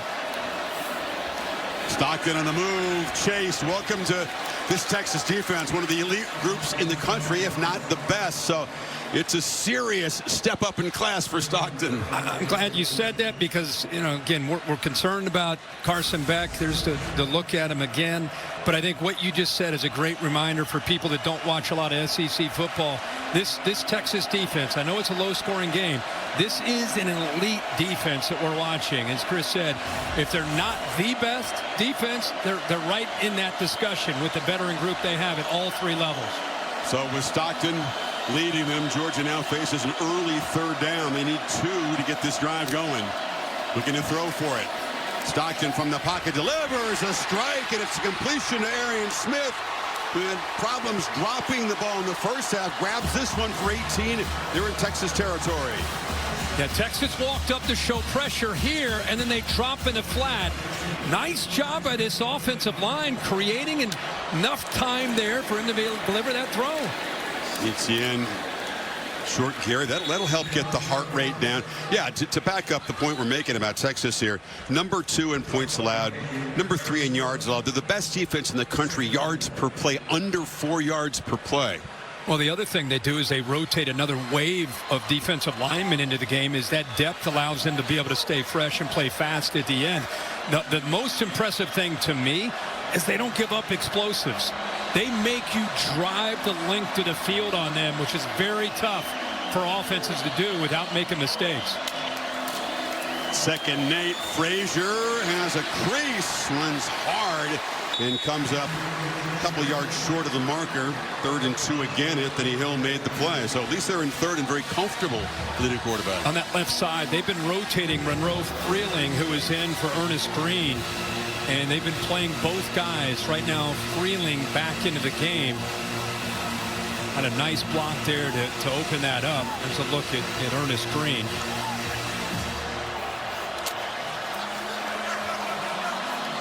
We'll need time in the play clock. They fake it to Frazier. Stockton back pedals. Pressure. He can run. He's got space. And he's going to make the first down with his legs. Takes his shot at the 37. And the Bulldog bench all fired up and moved the sticks again. You see the reaction from the Georgia sideline? That's what I'm talking about. The backup quarterback comes in. They go trips into the boundary looking for play action. Texas takes it away. This is the element that he brings. But look at the end of this play. Takes on the corner. Look at the Georgia sideline reaction to the backup quarterback trying to provide a spark for this offense. 6'1", 215. Not a huge, solid build on him. Pitch to the edge. Love it. They're succeeding, winning on first down, which is helping this young quarterback. And I got to give Mike Bobo some credit for this. Is a big. You said it. This is a little different than UMass. I mean, this is a big atmosphere.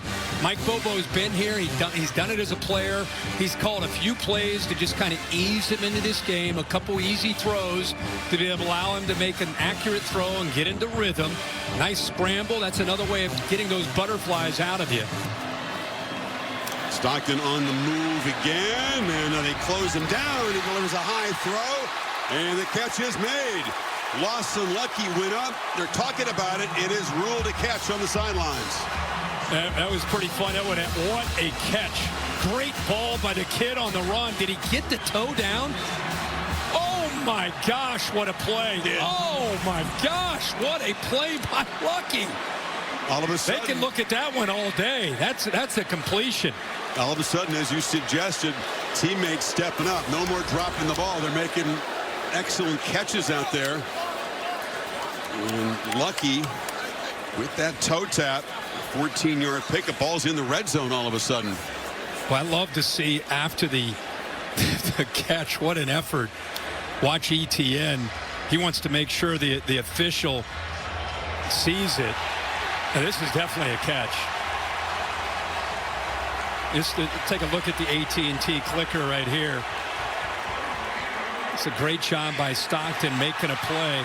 Watch him get outside. I want you to watch number 1. I thought he might throw it to him, but watch him help out here. All right, Mr. Official. No. His toe is right there. Right there. You see it? Isn't it funny, Kirk? I mean, the star elite quarterback goes out. Here comes a guy with no experience. They got more yards in this drive than they had in the first half all of a sudden. But I'm telling you, it's the adjustments by Mike Bobo to what Stockton does well, but it's just a team, even a fan base. Listen to this crowd. This is the loudest this crowd has been in this game in support of Georgia. I'm telling you, they're rallying around this backup quarterback. Fellas say, hey, now, hold on a second. Let's quiet it down. Empty backfield. ETN will line up far to the left of the formation. Texas rushes 4. They're trying to spy quarterback. They know Stockton is a quick runner, as Holly pointed out, but he gets loose for 9. Yeah, this is designed. This is not him scrambling. This is the quarterback draw. He's just going to follow Jared Wilson right here, the center. Get behind him. Use him as a shield if you can, but positive yards. 2nd and 1. ETN makes a cut. ETN barrels into the end zone. Georgia's got the lead behind the backup quarterback.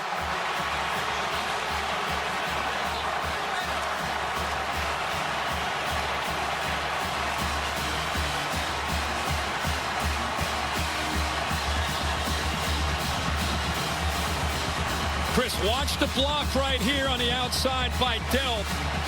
Comes down, helps down that double team to secure the edge, and then is able to get up to the linebacker just enough. And the ETN, when he starts running downhill, he is a handful. This is a guy that's had to deal with ribs over the last 3 or 4 weeks. Had 3 touchdowns the first game in Texas and Austin. And provides a big spark along with this backup, Gunnar Stockton. What a different energy from Georgia. Urgency is an amazing thing, right? All of a sudden, Dogs step up behind a guy who's never been anything like this situation. And Georgia, for the first time today, on top of Texas. 10-6. Flipped around the right elbow of Carson Beck. That is the area affected. It was that shot for Trey Moore, that wild final play of the first half, which ended up in a fumble and a potential return by the Longhorns. But in the meantime, Gunnar Stockton has come in and directed a 75-yard, 10-play drive, and Georgia's on top. And look at the play here as his arm was fully extended when he got hit. Yeah, I mean, he's escaping, trying to make a play. There's more who applied that pressure. And anytime you see a quarterback getting the release of football, that thing is coming out slow-mo there. That's coming forward at a rapid rate, and then to be able to instantly be stopped with that hit. And there's Mom looking on. Tracy there in the middle. Not easy being a football player's mother. Sherry Stockton is the mom of Gunnar. She's seated in that same area. They were out of a knowing hug. And meanwhile, Texas now facing some noise behind in this football game by 4. Ewers, long throw, right back to his favorite target tonight, Matthew Golden. It was a nice moment because only a select few can fully understand what goes into it. There she is, an advisor leaning in. Yeah. Everybody in this together. She said, we got this, we got this. Yep. Weisner, again, dropped behind the line. Warren Brinson, such a physical run stopper. It's a 3-yard loss. I tell you, it gets blown up in a lot of different areas, but one of the guys that really impressed me just with his attitude and effort. Look at Chambliss, blows that guard up trying to pull around. Really blew the play up where DJ Campbell tried to come around. Weisner on 2nd and long. He's going to be dropped for another loss. Texas going backwards in 2 running plays. And momentum building for the Bulldogs. Jalen Walker made that play. You know, a lot of movement by the offensive line. You're seeing them move out, move out. The problem is Georgia has athletic ability. They can get through those gaps. Good job of being able to set the edge there by Michael Williams. He took on a big block there by Connor, but did his job. And everybody else running to the football. This Georgia defense, man, they are flying. Entire team inspired. 3rd and 15. Pressure. Ewers has to just throw it away. He got knocked down after the play. Pressured by Damon Wilson. And the Horns go 3 and out. I think Georgia, you know, in this modern era of college and pro football, I really thought potentially Damon Wilson with that follow through. Anytime you see the follow through on a quarterback, a lot of times that'll draw the foul. He let that one go. Smile Munden was there to kind of sandwich him. And you're right. This place is coming alive, and talked about it. The backup quarterback coming in, the touchdown, it's definitely sparked Georgia, giving them some momentum. Texas shifting around and each side pointing at the other. The 5-yard penalty wouldn't get him anywhere near the first down. Yeah, you knew Texas might have to pay, Kirk, for not taking advantages of those opportunities in the first half. Led just 6-3, then or 6-0, then it got cut to 6-3. Now this place is alive, and Stockton's going to get the football back. He sure is. What a funky formation there, where Texas was just trying to draw off Georgia's defense, but I think Texas ended up moving. Start. Yeah, 18 to right guard. 5-yard penalty, 4th down. I think Sark's frustrated, but if he saw it, he would be agreeing with it. They're trying to do a lot of different movement, and the one guy that was not supposed to move was the right guard, and he did. And that's what drew the penalty. It was the right call. So Anthony Evans to receive the punt from Kern. It's a high and short one, and Evans will step up and wave for a fair catch at the 32-yard line. Dramatic change in momentum. Georgia gets the football back, up 10-6. A mild upset here. Yeah.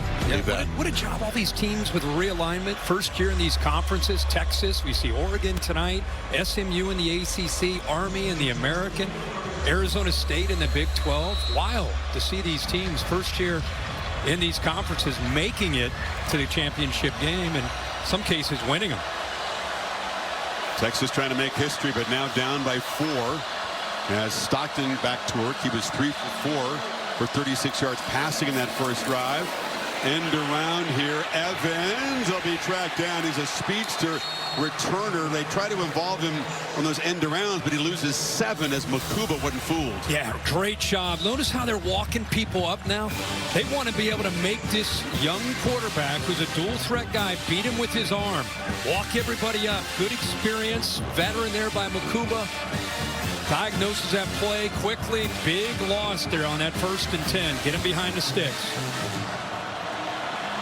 Etienne, one of 4 receivers to the left of the formation.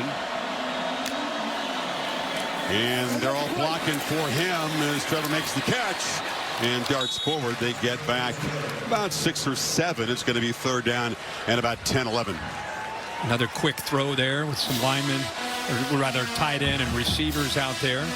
Cool to see Carson Beck, as much as he's hurting, right there trying to help the offense out, especially help this quarterback out with any kind of advice. See what he can do here on 3rd down. Now the Texas faithful up making noise with this right end of the field. They show pressure. They bring it all out. Blitz. The ball's loose, rolling toward the sidelines. It'll go out of bounds. Georgia retains, but a massive loss as Colin Simmons came after the quarterback. Well, the reason he's able to get isolated is they put Monroe Freeling in a really tough spot because of the pressure right here. They blitz, and now he's got 2 to handle. Nobody picks up the blitzer. Simmons is able to come free, gets to the inside. Late movement by the guard to kick out. And you're not surprised if you know Pete Kwiatkowski, the defensive coordinator. Good job of getting him to 3rd and 10 and then dialing up the pressure. 16-yard loss. Thorson out to punt it away, and Texas an opportunity to get some field position here. And a flag before the ball is booted. They did not get off in time, so they'll back him up 5 yards. Delay of game. Offense. 5-yard penalty. You're able to get pressure. Kwiatkowski has a lot of times without having to blitz, but man, that was an all-out call against the young quarterback. Yeah, you got it. There he is right there, veteran. Spent a lot of time at Boise State. Such a good coach, fundamental coach. Got a great unit, some of the experience. That time they responded after giving up the touchdown to start the second half. Defense got the big play on that 1st and 10, got him behind the sticks. That really allowed them to dial up that pressure. Thorson and Bolden tries to get to the edge. Silas Bolden off and running. The speedster making big impact plays as a receiver and now as a returner. Horns will be in Georgia territory. Boy, once he got outside, they had an entire wall set up. So it's a great job here, utilizing his speed. Look at all those white jerseys setting that wall up for him. Huge yards into positive territory. Boy, he's got such sudden movement.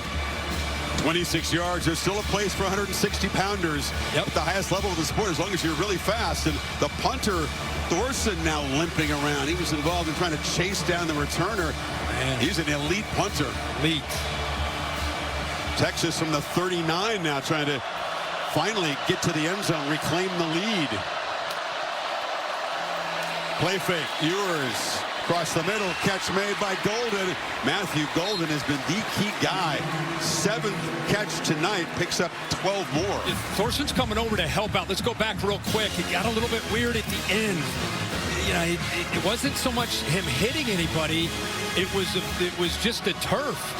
He's holding that left leg. So right, it buckled. It was a non-contact deal. Sure looked like it, but a big play by Ewers on the crosser there on 1st and 10. Moore on a screen. And DeAndre Moore brought down nicely by Dan Jackson. Great tackling was a big part of Georgia's win the first time out. How do you rate their tackling so far tonight? They're doing a great job. I mean, Texas has had chances, but they've not been able to finish these drives off. How much fun is Dan Jackson to watch him play this game? Plays with the intensity. He's good against the pass. See him communicating. Just a veteran you love to have on that back end. 2nd and 9. Ewers launches down the field for Moore. Couldn't quite get there. He's kind of thrown to his spot, but received him, had to make a long run. And it's going to be 3rd and 10 now. Kind of a low percentage. He's having a look to see what happened that time. But Texas, they're going to try to finally score a touchdown. Work to do here on 3rd down. They are in field goal range. Yeah, they've been averaging about 13 yards on these 3rd downs, so a lot of 3rd and longs. See if the Dogs bring pressure, Kirk. Jalen Walker is standing up. He's coming, and they got him. It's sacked by Damon Wilson. Walker was very disruptive early, and he's going to be knocked down back outside the 30. It's going to be a very long field goal try now. They walk him up here. You see pressure here, but it's the outside man to the right that ends up being able to make the sack because Ewers had to step up. That's a tough sack to take because it makes it going from pretty reasonable field goal attempt to pushing him way back here. Auburn was making him from this distance in pregame warmup. This from 51 yards. He's 2 out of 3 so far. Drives it, and this one hooked again. So he's missed 2 wide left. Georgia all fired up over there. And Texas comes up empty after the punt return set him up in plus territory. Still 10-6 Dogs. Well, the Georgia Bulldogs will be without another one of their most important weapons. This is Thorson, their punter. You can see that left knee injury there for him. He is out for the remainder of the game. And, guys, you know how big this is. He has been booming punts, and he will be out. Big news. Junior from Melbourne, non-contact injury there. You could make the argument in their first matchup. What do you have, 4 punts, average of 54 yards, flip the field the entire game. They're among the best in net punting average this season. Etienne off the right side. Trevor Etienne is a crease, breaking tackles. It's a race down the sidelines. They finally angle him out inside the 20. Welcome back, Trevor Etienne. Nice job by the offensive line. Interesting, the corners don't even get involved in support. They're locked in thinking it's going to be a quick throw out there. And then it is so tough, even for a veteran like Makubu, to make that play in space against Etienne. What a difference maker he is to this offense. They have missed him these last 3 or 4 weeks since the Ole Miss game. 46-yard chunk, the rare explosive play for this Dogs offense tonight. Frazier into Spellum in the red zone trying to build on this lead. Frazier takes the pitch. Ethan Burke was there in a hurry, turned him back inside, and then Barron knocked him down as they get the cart ready for Thorson. He's a terrific guy. Get to know these Aussies when they get down there and cover tennis and talk to him, and he's just a really fun, cheerful guy. He's got an NFL future punting. Big leg. I hope this is nothing serious. You got to keep in mind as Georgia moves down here in field goal range, Carson Beck is their holder. Beth Thorson's their backup holder. So I don't know how deep they go at holder, but we may find out. Fixing to find out. The 2nd and 9. Stockton, end zone, way overshot. Banged it off the back wall, the general vicinity of Arian Smith. Yeah, I think he's taken that away. Oscar Delp was running a really good route here and broke free over the middle. That ball would have been able to, if he would have been able to see him and get that ball out, he would have had a chance to score a touchdown, but instead we got a 3rd down and long. Does Texas bring the heat this time on 3rd and long? I think you do. I think you give them, you continue to mix up your looks. They're walking those linebackers up now. 5 up. Empty backfield. He's going to take off, has some space. Gunnar Stockton did not slide, but did not get the necessary yardage. Stopped by Taft and Makuba at the 12, and it's 4th and 2. Really good job by Mike Bobo here. He's just calling a quarterback draw. We saw it earlier. Jared Wilson blocking. Receivers are blocking. Offense out there. Wonder if because they don't have their top 2 holders, they're not thinking field goal here. So suddenly, a big play as Texas has a chance to get the football back. Down only 4. Still 15 seconds on the play clock.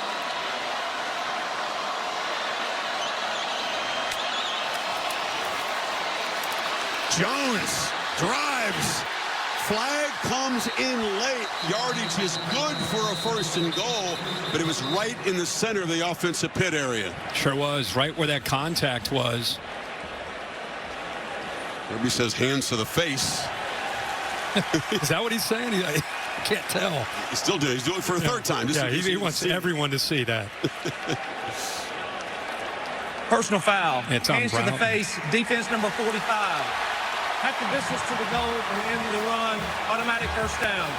He's right. Vernon Broughton flagged the 10th Texas penalty, and it moves the football to the 4, 1st and goal. It's 45. See the right hand up into the face mask there of Fairchild.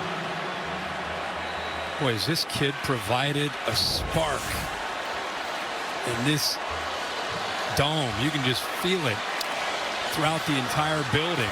And they punch it in. Empty backfield again. ETN split out to the right.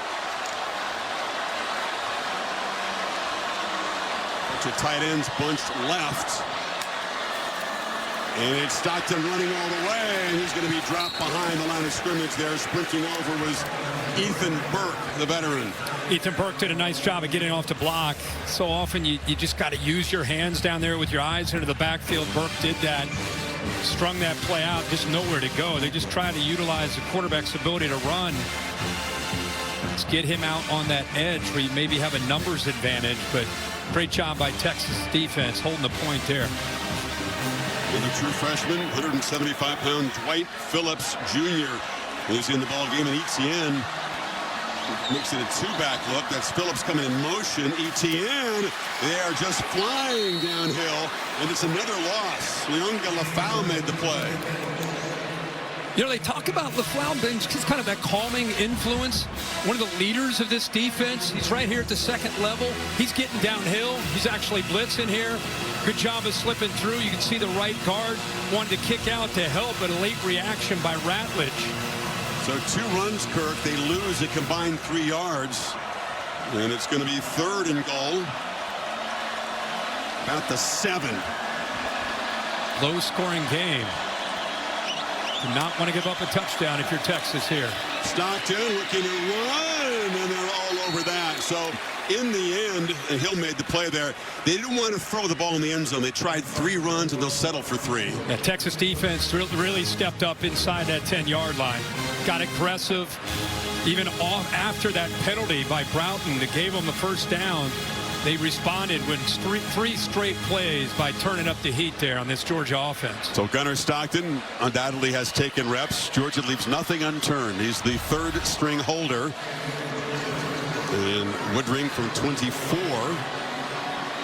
to give Georgia a 7-point lead. Final seconds of the 3rd quarter. No problem for the reliable kicker. A 61-yard drive in 8 plays. You said it.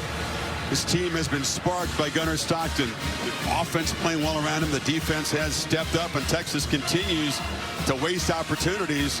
And they're now down 7 heading to the final quarter. Guys coming off the bench. This is not quite the same thing, but Jalen Hurts did kind of come in there. Yeah. Tua Tagovailoa had come in for him, of course, won a championship. He came off the bench, got very fired up, and led Alabama to the ill-fated fake punt there. Remember, that's Justin Fields. Justin Fields there back. Yeah, on a fake still punt. on Georgia. It was what a story, because Tua had taken his job away, and you know, last game of the year, at least into the SEC championship, he's asked to come in and step in for Tua, who went down, and he delivers for the Crimson Tide. And now we're seeing Stockton trying to do it for Carson Beck. Put 10 points on the board. You said he's in the same meeting room. He's seeing all the same tape. Yep. He's hearing all the same stuff. Not getting nearly as many reps, but you toil away in the practice field, and you try to be ready for your moment, because you never know when it's going to come, and it is coming against one of the best defenses in the country. It's a real credit to Mike Bobo, because it's one thing to focus always on the starter, but you know, you're an ankle away, a hamstring away, a shoulder away, whatever it is, away from it being your turn. And a lot of times you don't get a chance to get tested. Occasionally, you know, Thursday practice, you'll get a 2-minute drill, but a lot of the focus is on the ones, and these guys have done a great job of prepping him to have him ready to step into this big stage. Meanwhile, if you're the play caller for the Longhorns, Steve Sarkisian, your running game has produced 21 yards so far. What do you lean on here? The pass game has been by far the most effective phase of the offense. Weisner has been so productive coming in, has just been swarmed like that today by the Georgia defense. They're just kind of tiptoeing up there. This running game has been slashing through teams coming into this game. Not today against Georgia. Sarkisian of the Longhorns down 7, end of 3 in Atlanta. Back after this message and we're your local ABC stations. You're watching the SEC Championship on ABC. And stream on Hulu. Coach, you just had an emphatic little meeting there with your secondary. What was the message you're delivering right there? just don't get lazy around the pile. We've had some runs break out on us where our guys relax, and the ball could bounce out anytime. How's Gunnar Stockton doing? How can you maximize him? Mike's doing a great job with him. Kid's got a lot of confidence. He's played in a lot of big games. He's not afraid of the moment. I think he's done a good job. It's a good change of pace for us. Thank you, Coach. Thank you. Matthew Golden gets loose. He's played in some big games for Rabun County in high school for the Tigers there, but this is his first action in college football against a real team. Well, they're going to get a little tempo here out of Texas. Texas needs to get this thing going. They were really shut down in the third quarter. Not many opportunities. Only 16 yards of offense in that quarter. Suddenly there's some urgency for the Longhorns side, right? Yeah, this is a game when you get to the SEC championship game, more often than not, it's a game of momentum. Back and forth and back and forth. It's been favoring Georgia this entire second half since Stockton has come in. He's kind of ignited the team and the crowd, changed the energy. Texas needs to respond, and the veteran quarterback Ewers needs to step up with this offense right now. Ewers under pressure, had to dirt the ball. Golden was coming across there, but Dalen Everett, who was a game wrecker the first time they played, came off the edge there. They do such a good job of not tipping this. A lot of times when you get a blitz, this guy starts to cheat over just to help out. He doesn't show it at all. Because of that, you're not able to pick it up. They did this in the first matchup with Everett on the end of that boundary. He's such a great blitzer. Doesn't tip his hand. Got him again there on second and short. Yeah, he had the forced fumble and fumble recovery that was huge in that game. Now it's 3rd and 3. Throw for it wide open is Moore in a slant, still running. DeAndre Moore wins the foot race. Texas strikes back from 41 yards. Momentum back on their side now. What a call and what a read by Quinn Ewers. Little run pass option. He's reading K.J. Bolden the entire time. He comes down, makes a perfect throw, and then how about the move after the catch and making Dan Jackson miss. We said Texas needed to step up. That is their 6th play today of 20 yards or more through the air. But their first touchdown, Auburn to tie the game in 13, knocks it through, and Ewers extends his streak now. 24th consecutive game where he's done a touchdown pass, going back to the 22 season. Chris, like I said, this is a 3rd down play, and the read that he has is right here. Once you get the motion, the shift to the tight end, see Bolden come down. Now he's just see his eyes at that fake. He's looking at 4 comes down. Okay, I'm going to throw it right by him on that glance route, and now bang, what a move right there after the catch. You know, this group of receivers, I keep talking about Moore as the veteran in that group, and he steps up. Good hesitation, secondary fool, thinking it might be one of the quick throws, like a look pass to the outside. Instead, they get him on that RPO, on that slant. Beautiful, well done by Ewers. It's the answer that Sark needed. DeAndre Moore from Don Bosco, one of the Texas receivers they are developing. They went and got guys out of the portal. Moore was a recruit, and he flashed what he can do. Imagine that. He started at Texas, and he's still there. Yeah. Wrap your head around that. See, they don't really go to the portal that much as a program, Texas, to be honest. In general.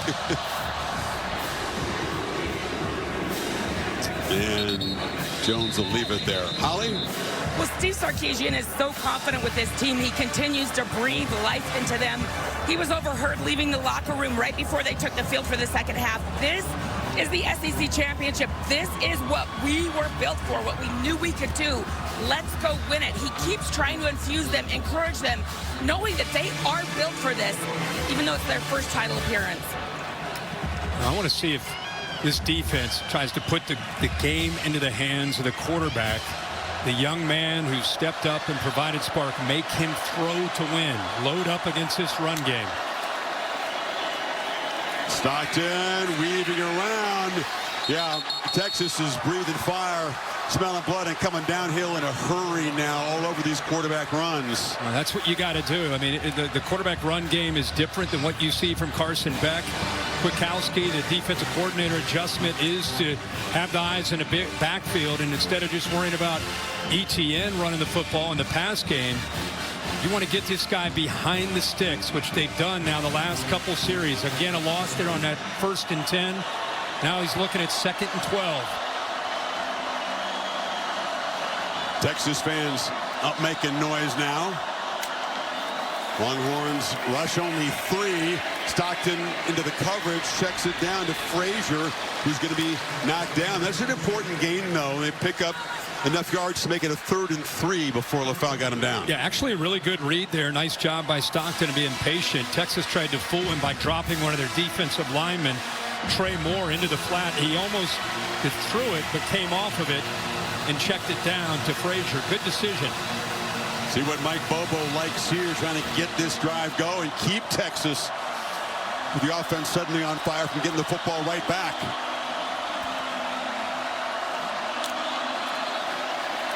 Stockton, and they're all over Dominic Lovett. He caught it behind the line, and Jalen Gilbo says, "You're staying right there." And the Longhorns force a punt. Well, this is called doing your homework. When you see motion, where they go out to motion to trips, this is Lovett going over. You see the corner running with him? You got man-to-man coverage. So once you see that, you're expecting a quick throw out here. Texas is anticipating that. That's just really good job of anticipating and reacting by Gilbo there at the nickel spot in man coverage. Welcome another newcomer, Kurt, to a big pressure situation. Is Charlie Ham taking over for the injury. It's a fake. It's a fake, and Smith's got it on the end around, and he's got a first down. Tie game, 4th quarter, SEC championship, and Kirby Smart rolls the dice, and this time the fake punt works. You know, I called a game Thursday night, and I was really impressed what Dan Campbell did. Watch how Texas doesn't even react. They've got a couple guys there dealing with the gunner. Backs turned, completely unexpected. How about big fella, 74? Snapped to the big fella, 74. Gooseby, flip it underneath to the man coming around, the fastest guy maybe in the country. What a call. We showed you the Justin Fields attempted fake punt, which did not work against Alabama in this game. And 9-yard pickup on 4th down. Dogs continue to kind of grind forward on the running game here. How about Gooseby, the left tackle, catches? That's, first of all, catching it is a good job by the tackle. And then to be able to, well, actually it's Bobo, the backup center. And then he flips it, and he was ready, in position. Smith's coming full speed around that edge, and Bobo slips it to him perfectly. His dad Mike calling the plays, and young Drew, who stepped in. He's had to be a starter at times this year at center position for Georgia with all the injuries they've had. 2nd and 7. And the Horns give a crease, and Etienne's got a first down in Texas territory.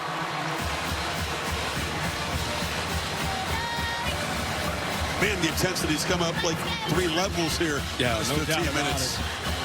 Having some success on that right side behind the right tackle. The big fella, Xavier Truss. Receivers showing the willingness to block out on the perimeter. That's really getting Etienne to that next level. Empty backfield for Stockton now. Screen. Smith ran right back into heavy traffic, knocked down by big fellas like Alfred Collins right at the line of scrimmage. Well, Simmons made the play. Collins Simmons just forcing that, like you said, back in to the inside where that defense is running to the football. Whole squadron of fresh bodies coming on for the Texas defense now. It is a battle. Remember, these two teams played in a rivalry game last week. Spent a lot of emotion, in Georgia's case, 8 overtimes against Georgia Tech. Here they go again a week later. Stockton complete. Smith holds on that time, picks up about 7. How about that ball? It was a dart. It was a dart out early. I mean, you're throwing that back into the boundary. He doesn't have a lot of room, so you do have to get it out early. And that's Smith, who's been struggling catching a football today. That time, even that one was a body catch, but at least he held on to that one. Texas continues to get fresh bodies on for this 3rd down play. Stockton and company need 3.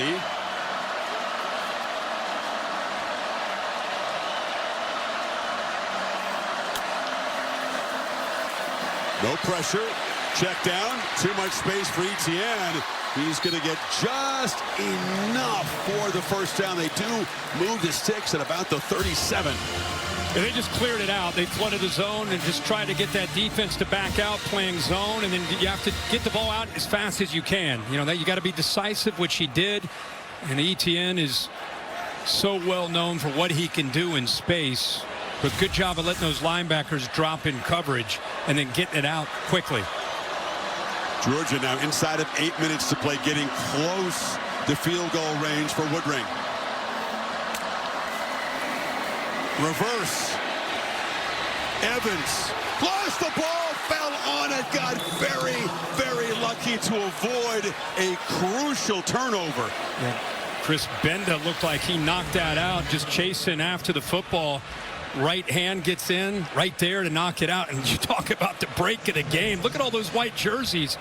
Bounces right back into the chest of Evans. Got a remarkable, Kirk. That's the 19th fumble this season for Georgia. Only lost 5 of them. The lost fumble by Beck at the end of the half. So they've been a little bit lucky or attentive. Well, he's attentive right now, listening to Kirby. Picked up 5. Second down run for Frazier. Frazier to the corner. Barrels out inside the 20. Dogs threatening. You're trying to get upfield to disrupt and penetrate, and by doing that, take yourself right out of the play. And what a great thing when you have Etienne. Frazier goes back to being in that role of being 1B. Look how fresh his legs are here in the fourth quarter with 6:30 to go, and he gets his hands on the ball. Now can Gunnar Stockton in this Georgia offense punch it in the red zone? Frazier's got a crease. Barrels down inside the 5. The ball came out.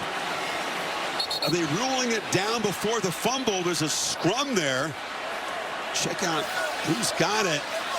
Georgia will retain possession down inside the 5. Knocked loose by Makuba there. Makuba, the left arm, knocked it loose. And watch this. It's on the back there of Taft.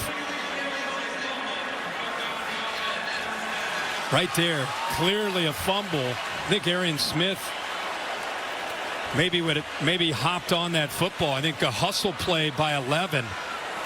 Taft didn't know it was right under his tricep there. Yeah, he was almost just laying on it. Like we say, they keep fumbling the ball, but they keep recovering it. Yeah, he's trying to say that Taft had a possession of it, but he was just lying on it.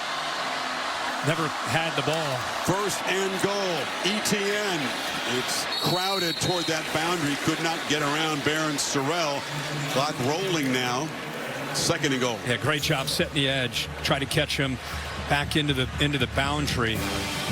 And we've been talking a lot about Arian Smith, and you just got to hold on to the ball. Let's make sure we talk about the job he did in hustling, making that play to recover that football to keep this drive alive. There are a lot of Texas defenders that easily could have come up with the ball. Instead, Smith, effort, keeps the Dogs with this possession. End around. Phillips knocked down short of the goal line, lost a shoe. Makuba made the play. Phillips slow to get up, holding in the midsection. Yeah, he is the gadget guy, right? A little bit undersized, but really good speed. You talked about Makuba. He just accelerates through this hit. Boom, big hit right there. So Dogs on the doorstep. It'll be 3rd and goal when you come back. Dogs trying to take the lead here. 3rd and goal at the 3. Again, the winner not just wins the Precious Conference Championship, but also gets that first-round playoff bye and can head to the Sugar Bowl in the quarterfinal stage. Chris, look at this 15th play coming up. Yep. Almost 9 minutes. Talked about how you can't hit explosives on Texas. You got to earn it, drive the field. That's what they're doing right here. Can they finish it off? Stockton from the pocket. Survey is batted down at the line. Dangerous play. Broughton off the carom tried to close in on it. And it's going to be the field goal team that comes out. Chris, they had Delp, and again, it's very easy to see from up here, but Delp is in motion, goes back, And right now, if you throw it, you know, there was a nice little pick there by London Humphreys. He didn't see it, and it gave Texas a chance to get their hands up to knock that ball away. So the defense steps up. Woodring, the chip shot to give Georgia the lead back. Ooh, pounds it right through. And 4:32 to play. Can Texas win the SEC in year one? Can Georgia dive? The centerpiece of it, a gutsy fake punt call. Good fortune, 2 fumble recoveries, some grinding runs, 9 minutes, 22 seconds, 16 plays, 72 yards with the backup quarterback. That's amazing. And Georgia's up 3 now. Well, if they end up holding on to this, we'll remember that call and that drive for a long time. But let's see what happens. Plenty of time, 4:32 to go. Golden will let this one go. All-State bus with Caesar, hometown game here in Atlanta. It's the All-State good hands place so far. Well, there's a lot to choose from. I think you got to look at Drew Bobo. What a play by the big center to time that up perfectly. The gutsy call there by Kirby Smart. Smith here. This is a big play. You got the fake punt, the fumble here. Watch 11. Smith, hustle play. Great job fighting off 2 different Longhorns to keep that drive alive and come up with the 3 points. So we've been critical of him at times because of missing a few passes. Let's celebrate him on that fake punt and that hustle play to get the fumble. Can Texas answer? They hand it to Wisner to begin the drive, and he goes nowhere. He'll actually lose a yard. Quinn Ewers, he talked about the experience. He's been poised and pretty good in postseason games in his career at Texas. He's led a bunch of teams in game-winning drives. Yeah. Sark talked about being patient with that run game. At this point, I think it's going to come down to Ewers' ability to make throws. Got to get protection, and he's going to be sacked. A slow developing play, and Mykel Williams closed him down. And Texas will face a 3rd and 18 in this desperation drive. But again, it's Chambliss right here who's able to get penetration and force Ewers up and then into the arms of Mykel Williams. Smile Munden in there as well. Pressure again. Sideline pitch! Intercepted! He threw it to Dalen Everett, who had huge plays in the Dogs' first win. And Georgia, up 3, gets the football back. Well, how fitting is that? They've been trying to pick on these corners, mainly Daniel Harris. That's gone away. But here, late in this game, they've got to be able to come up with another play. And they turn to Matthew Golden. Couple things. Watch the pressure right here, and here's the matchup on the outside. He gets pushed, the right tackle gets pushed right into the face of the quarterback. What a good job of being patient. The ball's thrown to the inside, but watch 6, waiting, expecting that route near the first down marker, and then reacts to the receiver coming back to the ball. Ewers threw it inside, and Everett was in perfect position to make that interception. He was in good position the first time he picked it too. So 2 more interceptions, had a pick, a forced fumble, and a fumble recovery in October. And now the Dogs with the lead and 3:36 to play, set up inside the Texas 30. Etienne off the left side. Now it comes down to the Texas defense. If obviously a touchdown goes up on a board, this one's over more than likely. And if Kwiatkowski, the defensive coordinator, can get his guys to rally one more time and force a field goal, could still, with 3 timeouts and a 2-minute timeout, could still be in a position here to get the ball back to Ewers, down 6. Clock management, interesting topic here. Will Sarkisian use timeouts on this side of the 2-minute timeout if they can get a stop here and force a 3rd down play? See what happens right here. Georgia 1 of 3 when they do get in that red area. Fake it to Etienne. Stockton now pitches down to the running back. Flag comes out. Etienne still running. Knocked down at the 20. It's going to be a hold on Georgia. The center, Wilson. Easy call for the official. Sarkisian said, hey, I'd like to see Georgia get called for holding. Yeah, that's right. At halftime. Delora. This is a throwdown, so. Holding. Offense, number 55. 10-yard penalty. Second down. So it backs him up, stops the clock, of course, and moves the football to the 36. 55 right there going up against 1-5 Billy Norton. He tried to sneak Lucky down that left sideline, but Texas took that away. That's why he was in the pocket waiting and waiting and waiting. Longhorns in good coverage. We're not fooled at all. 2nd and 18. You don't want to go back any farther. This is within Woodring's field goal range, but just.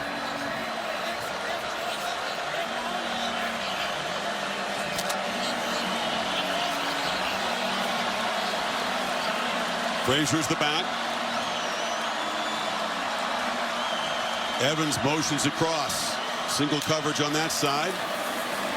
And barreling downhill to the 31 and setting up a 3rd down and long. And like you said, there's Texas using one of their timeouts right now. It helped so much after that penalty.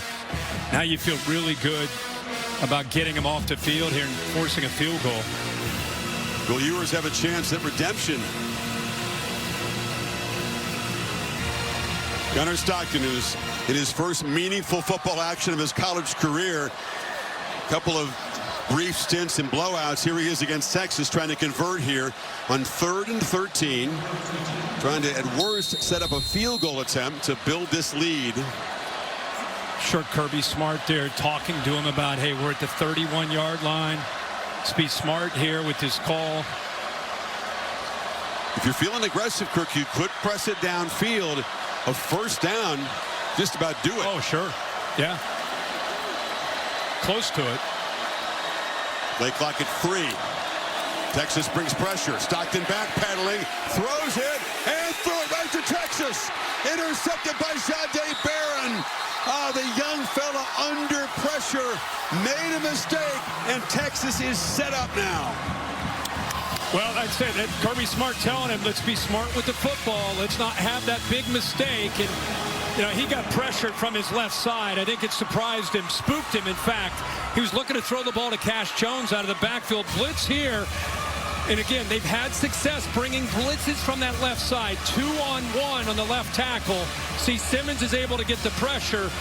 Georgia very fortunate this ball was not returned all the way back by Barron. Good job by Lucky hustling there. Sure is. I think Barron saw that open sideline, and the tight end works his way around the blocker. Yeah, Gilbo celebrating. Yeah. He should have been making a block. Texas from the 34. 2 timeouts plus the 2-minute timeout. Ewers flips short. Wisner has blockers and hammers forward for a 1st down at the 45. Picked up 11.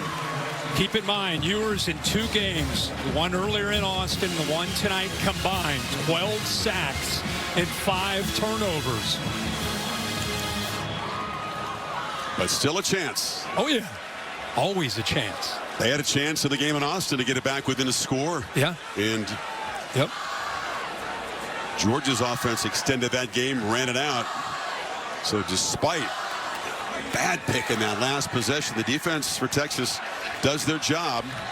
That was the only time we saw him look like a guy that hadn't played a lot of football. I thought up to that point, he's been the operation of it. Not a whole lot of mistakes. He's been playing clean football. He's been giving his team a chance. His team kind of rallied around him.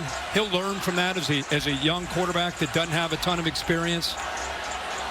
Kwiatkowski forced his hand, brought serious pressure from some NFL future front 7 guys. Yeah, and he didn't see it at the line of scrimmage. He didn't see it until they were closing in on him, and then he's just trying to make a play and just would love to have that one back. But give Texas's defense credit once again for stepping up. Even though they got back deep in their own territory, they once again step up.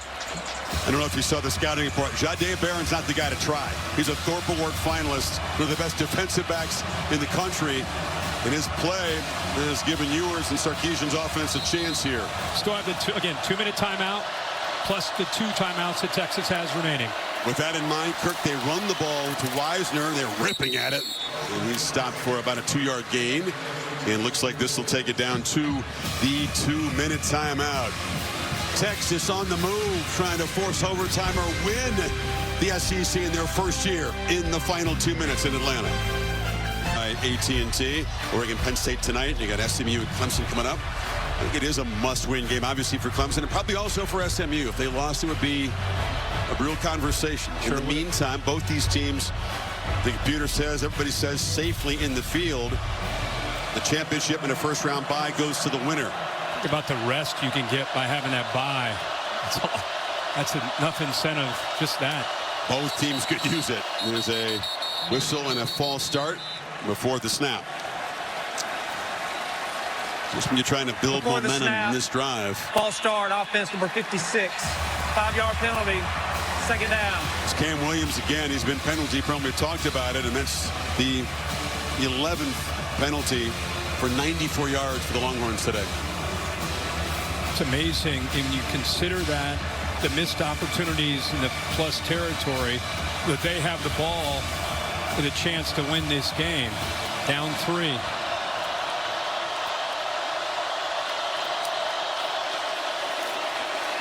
Ewers flips it across the middle. Catch made by DeAndre Moore.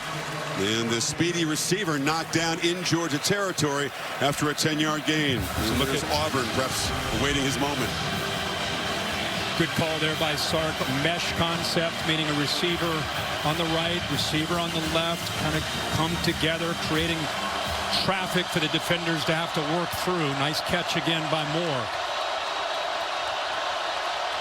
Got to get 2 plays. Got 2 plays to get them. Pressure comes. Ball rejected. And that was knocked down by C.J. Allen on the blitz. And it's going to come down to this 4th down play. Well, here we go, man. What a job here of utilizing a blitzer from here. And watch how he works around from the right side. Comes all the way around. 3.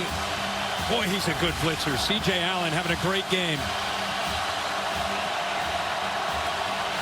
1 stop. Sark stands between Georgia and an SEC champion. Sark against Kirby on this call. Save your best for right here. Ewers. Catch made by Moore. Nice route. Came in, cut out, and that ball was on the money. First down. Yeah, he actually motions in. Look who they went after. Daniel Harris, who's on an island. What a route by Moore by selling that. We just talked about the mesh where you go underneath. He showed that and then went the other direction. Beautiful timing. Now in a slant, Moore makes this catch, and all of a sudden Texas cooking at the 35, 9 more yards. Yeah, between Matthew Golden and DeAndre Moore, that has really been his targets tonight so far. Wisner running left, makes a cut. Yeah, it's enough for a first down inside the 30. Clock stops with 54 seconds to move the chains. As limping off there is Isaiah Bond to the sideline. Yeah, I think his own man, Wisner, running the football there, just kind of rolled up onto Bond. Georgia rotating, have time to rotate because Texas did. And now Georgia will spend a timeout on defense. 39 seconds to go. As you said, so much has happened here. Final play of the first half. Carson Beck ended up being a strip sack. Apparent elbow injury. It's been iced up the second half, and in comes Gunnar Stockton. The sophomore had done nothing in the pressure game. Stepped up for a while, did pretty well. He did. I thought he did really well. More importantly, he sparked his football team. He sparked the energy of this stadium. He got Georgia with all the momentum. Interception here. Everything going the way of Georgia. And then they catch a break by providing that pressure on the backside with a blitz. He really makes his only mistake since he stepped in. Barron makes the interception, gives Texas a chance here, and here we are. And of course, Sark, he's not just thinking about trying to tie this game. He's thinking about trying to win this game while he has a chance with 41 seconds and 2 timeouts at the 29-yard line. That's where I was coming to you next with. How aggressive does he play it? Auburn missed a couple field goals. He's in range, but a chance to win it right here. Avoid the lottery of overtime. You find the matchups that you like, and you still try to get that ball thrown downfield. That's the motto that they came in with tonight. You don't go away from it, but you want your quarterback, he's got to be smart. That's Matthew Golden went in motion. He goes deep. Ewers instead lobs it to the left for Wingo. And out comes a flag.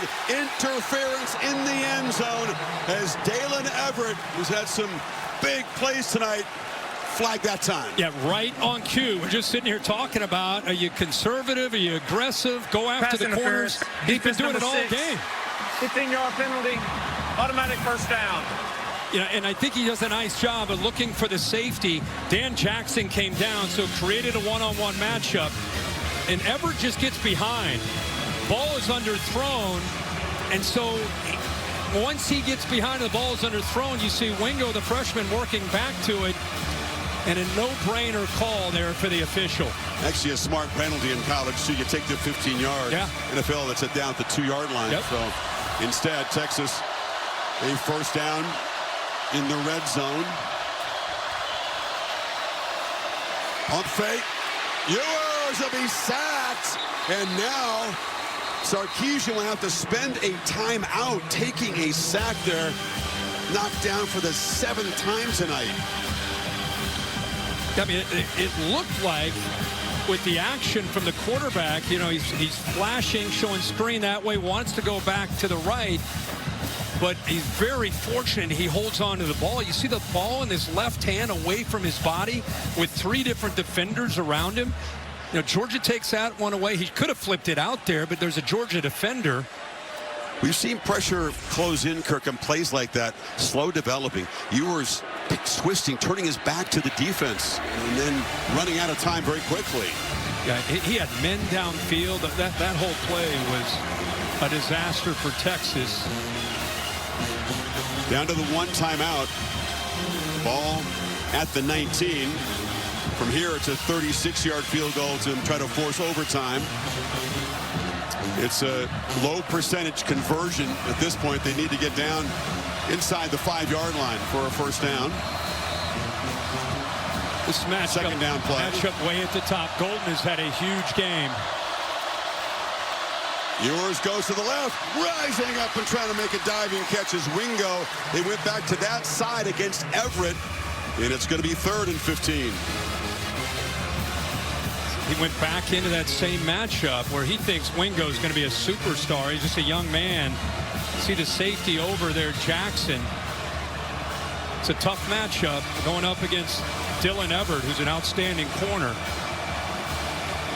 But twice they've checked him. One time for the interference, and that one an incompletion.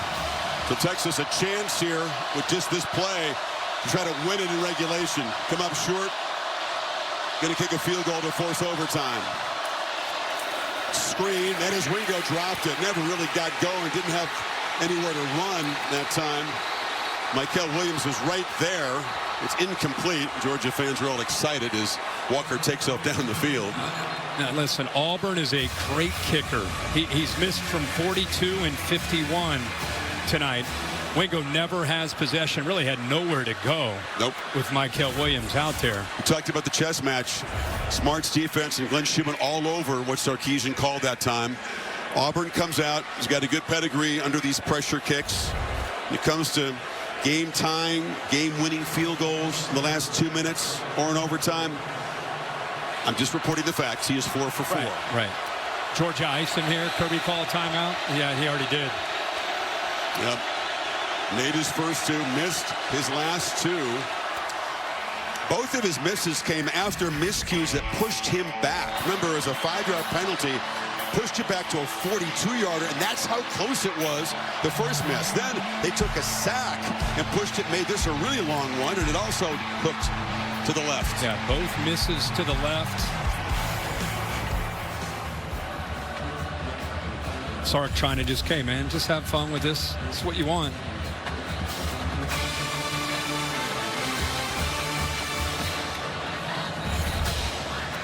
The mind inside a kicker, the pressure. Yeah, you talked about how reliable. He's never missed 2 in a game, so he has missed his last 2 in this game. And shake that off and to force overtime for the first time ever in an SEC championship game. Never had one.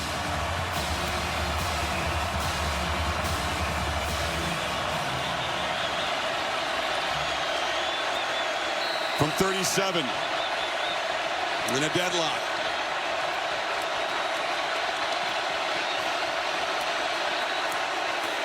No problem. Auburn looks like a guy who believes in himself and pressure kicks. That was really impressive.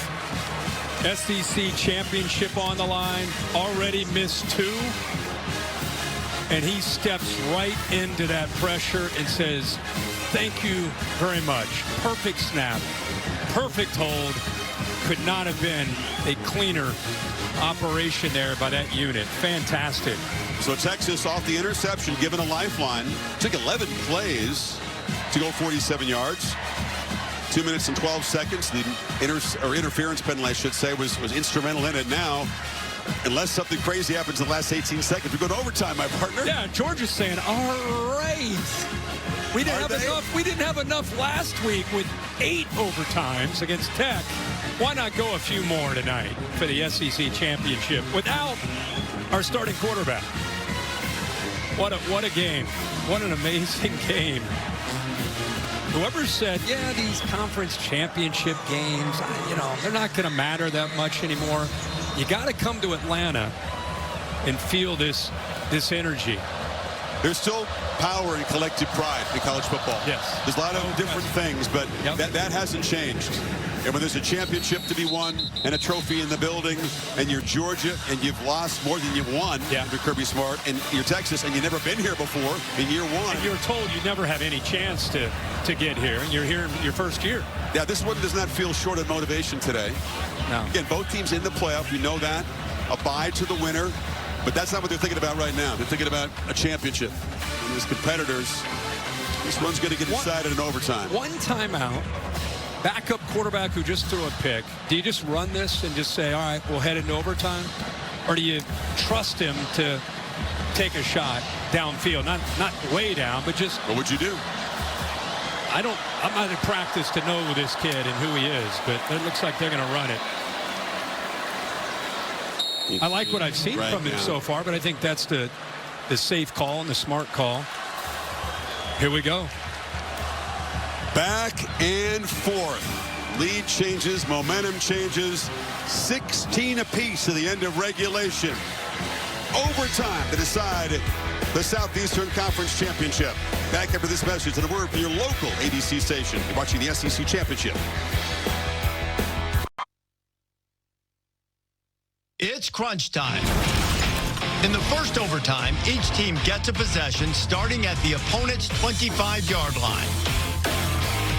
If it goes to a second overtime, teams again start at the 25-yard line, but must attempt a 2-point conversion after a touchdown with no extra points allowed. From the third overtime on, teams alternate 2-point conversion attempts from the 3-yard line until the game is decided. Welcome to Overtime, presented by Cheez-It. It's crunch time. Thank you, Professor Davis. Cheez-It does present this overtime. Reese mentioned the 2-point conversion stage of overtime, beginning in overtime number 3. We talked about the 8 overtime stage. Dogs kept playing that again and Any again. questions before we start for Georgia overtime? Tech. Back to the coin toss. You're the guest. You're going to call the toss.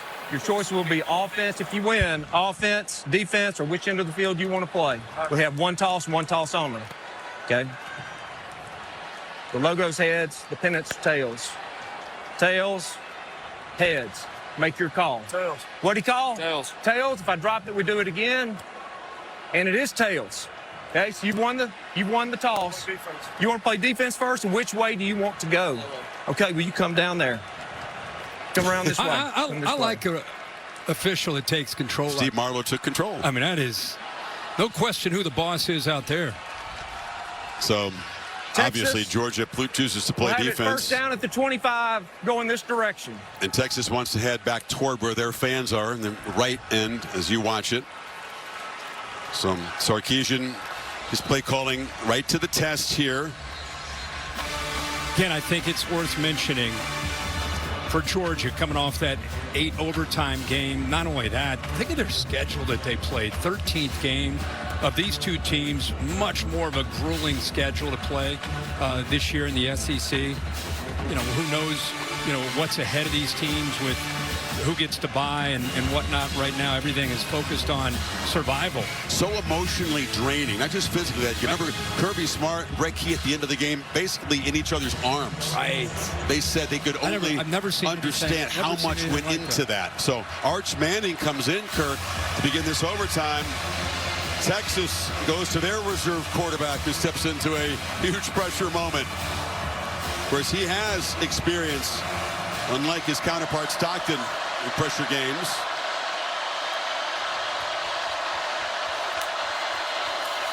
Keeper Manning shows the strength. He's not just a fast guy. He's got power. 225 pounds, picks up about 5. Yeah, and I think he's coming off the field now. I think he spends a lot of room under that squat rack, too. He is a big, strong man. You saw there, lowered his shoulder. We saw it last week in the A&M game. But that wrinkle, I thought we'd see a lot more of, especially with what Haynes King did last week against Georgia's defense. Maybe not done seeing it. Maybe not done seeing it here as these overtimes unfold. Ewers on the move. And nobody open. Tried to flip it to Jaden Blue, but he was well covered. Had to toss it into the bench. Michael Williams was tracking him down. 3rd and 5. Well, what a great job by Malachi Starks. He has such versatility. He can play deep. This time his instincts come in handy. Saw 23 back there with Wisner and knows that he's a threat out of the backfield. Took him away. All Ewers could do is throw that one away. So you got Golden and Moore on the right side of the formation, along with the tight end Helm, and now Moore motions over to the left slot. Ewers on the slant, caught, first down inside the 15.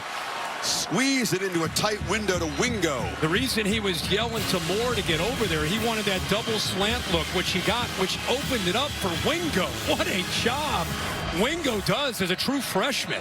What a catch. Georgia is going to spend a timeout. You have a timeout to use in every overtime period. Something as 8 overtimes played out in that game we're talking about probably should be done away with. That's a lot of timeouts. I agree. That was too much. But that again, let's go back to this true freshman Wingo making a great catch. Moore came over to kind of open it up. That's against a really good corner at the top there. Gets a little bit handsy with the left hand, but used his body to kind of box him out, and then uses the hand. Somehow that left arm, forearm, secured that football. Great catch. And the first catch he's made today, they tried him a couple times up and down to the end zone against Everett. Drew a penalty on one of them. That is a pretty clutch first catch in overtime here to keep this drive going. From a skill set standpoint, he's as gifted as any true freshman receiver in the country, including Ryan Williams and Jeremiah Smith at Ohio State. Mustangs and Clemson Tigers waiting in the wings in Charlotte. First down play. Play fake. Ewers launching for the end zone. Contested ball at the back. No chance for Matthew Golden to make a play. Everett in coverage. Boy, Everett does a nice job staying in coverage here. You know, watch too. Golden show it to the inside, and Everett didn't bite for that at all. It was a nice job of being able to eventually use his body and get him where he has no chance to make a play on that football. Just uses leverage that back line to take him out. Takes a confident quarterback to make risky throws in this situation in overtime. Ewers this time lofts it to the other part of the end zone and over the head of DeAndre Moore, and it's going to be 3rd and 10 now. And try to go to a slot fade. Moore's had a big night. The timing off. He's got room to work out there. See the football thrown to his outside shoulder? Would have had to make a potential like a Willie Mays catch. Jackson Smith and Jigma made one of those when we were doing the Ohio State-Utah Rose Bowl call a few years ago. 3rd and 10. Dogs crowded the line, giving a blitz look pre-snap. Let's see if they bring it.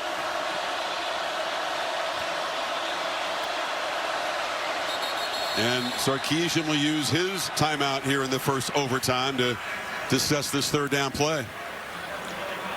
So they're taking shots at the end zone in what I wouldn't say are terribly high percentage throws. Now it's 3rd and 10. No, they keep trying to find those one-on-one matchups. They're playing for a touchdown. They don't want to get into a field goal kicking contest in overtime. They're trying to be aggressive, playing to the DNA and the reputation of Sark as a play caller. Already in field goal range for Auburn. This is the XO, the game within the game. You got two of the great defensive minds in Glenn Schumann and Kirby Smart, and you got one of the best, most innovative play callers on the other side, and Steve Sarkisian. You think about Kirk, the hot hands. Okay, we're talking about Golden and Moore. Those are the Gunnar Helm has been a main guy all year. One catch tonight. He's to the far right of the formation here. Yeah, 0 and 2 are both on the right side. And now the tight end motions across right there as well. Ewers looking that direction. And checks it down. Catch made and cannot escape. Tackle made in space beautifully by K.J. Bolden, who brought Wisner down for a loss.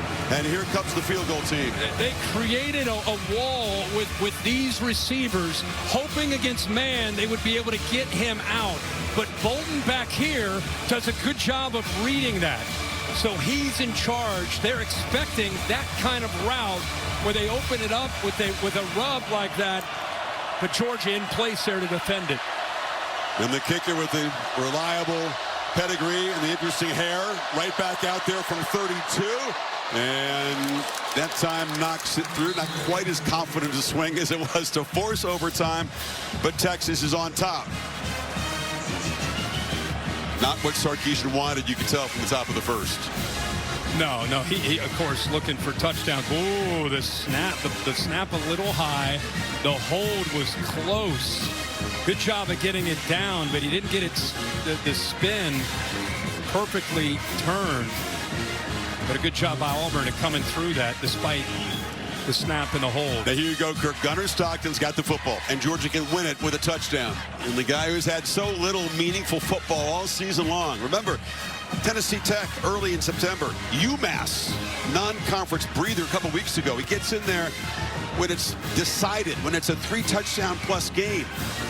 He has been the guy in the second half. And he doesn't have to win anything. He has to be a good decision maker and a distributor. The offensive line has to raise their game. The receivers, the backs. Remember, you got Trevor Etienne behind you. You know, it's up to Mike Bobo to design these plays and get these guys where they can win some matchups. But Etienne can be the difference here for Georgia. And he's got they fake it to him, and they throw it in the flat. Oscar Delp slips a tackle, and that's a missed opportunity getting behind the line there. He picks up 9. Yeah, Gilbo missed an opportunity, like you said, to make a big play, at the very least, right near the line of scrimmage. And instead, after good effort by Delp, he picks up another 8 yards. Every yard counts in these overtimes. Every missed tackle can be crucial. Yeah. Effort play there by Delp. 2nd and 1.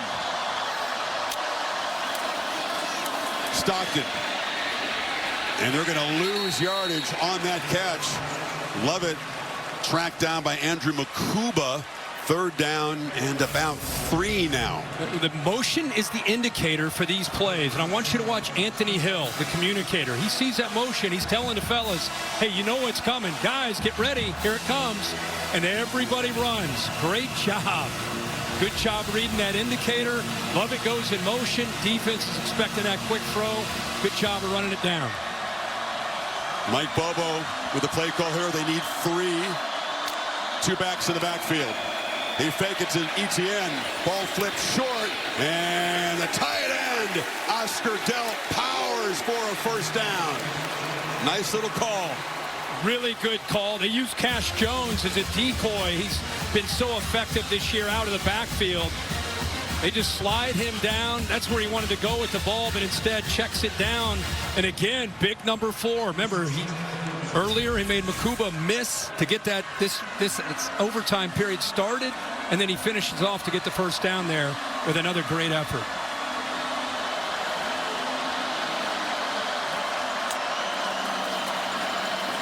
First down run to Etienne. Etienne, tried to shake free of the tackle of Makuba, who grabbed him by the ankle and held on. Boy, good job again. The way he's able to use his lateral quickness, his vision, just waits for it, and then accelerates. Heck of an effort by Makuba just to bring him down. Dogs 12 yards away from the win. Stockton running all the way up the middle. Gunnar Stockton knocked in the head by Makuba. Helmet goes flying. Thankfully, he's up on his feet. Flag goes flying as well. Wow.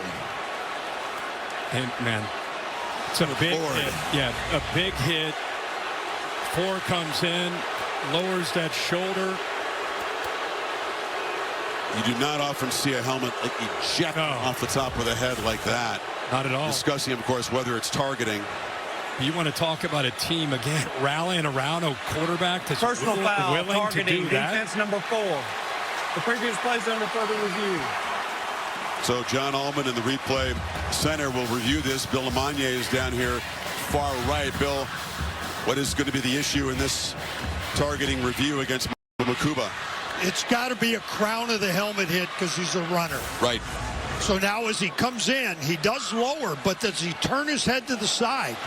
Is it the side of the helmet or is it the crown? It's close. Yeah, ball's already at the 3 or 4 yard line. So I mean, to me, the story here is about this kid, this Gunnar Stockton. This is unbelievable that this guy in this second half and now into overtime, the guts, the poise, the prep that this kid is showing right now, it's unbelievable considering this stage. And that is grisly. You can see the expression of his face, legs buckle. Well, you're right. Even if it's not targeting, it's going to be 1st and goal to 4. Yeah. Bill, what is your sense of what's going to happen here? I say it's not targeting. It's After the side further of the review, helmet. there is no foul for targeting. The ball carrier did make the line to gain. It'll be 1st and goal at the 4-yard line. Number 14 for Georgia will have to sit for 1 play because his helmet came off. And look who's got the helmet on. Carson Beck coming back in the game. Why not add to the drama, right? What else can happen? He's going to see if he can take a snap. Remember that right elbow was wrapped up in ice? Yeah. There's most of the half. You would expect you'd expect him to. He's coming out. He can't move his arm. That right arm just hanging from the side. It's like a movie script unfolding here. Yeah. Georgia 4 yards from an SEC championship. 1st down.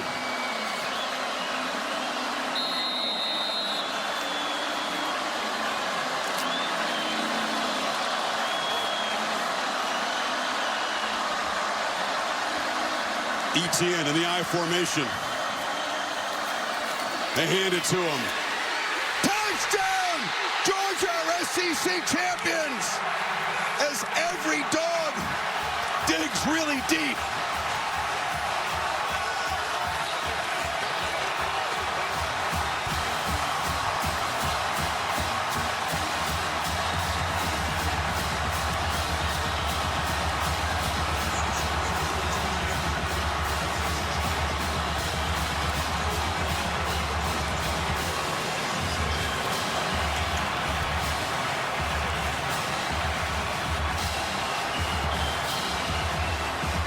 Winning touchdown scored by a guy that hadn't played the last 3 games, was questionable coming into this game.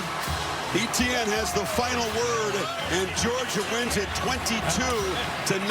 Let's not forget to talk. That ETN gets the touchdown, but that offensive line in that overtime period really showed a lot of guts and a lot of determination. Coming off an 8 overtime game, stepped up. Not sure what Beck's going to be able to do. Hands it off. What a story, man. Well, it's here from Kirby Smart with Holly. Well, Coach Smart is talking to his quarterback. Coach, what did you say to him in the locker room when you knew he was going to have to come in here and take over this game? I didn't say one word to him. Coach Bobo did, and all the coaches did, and he believes. This kid's a winner, man. This kid's special. He's a winner.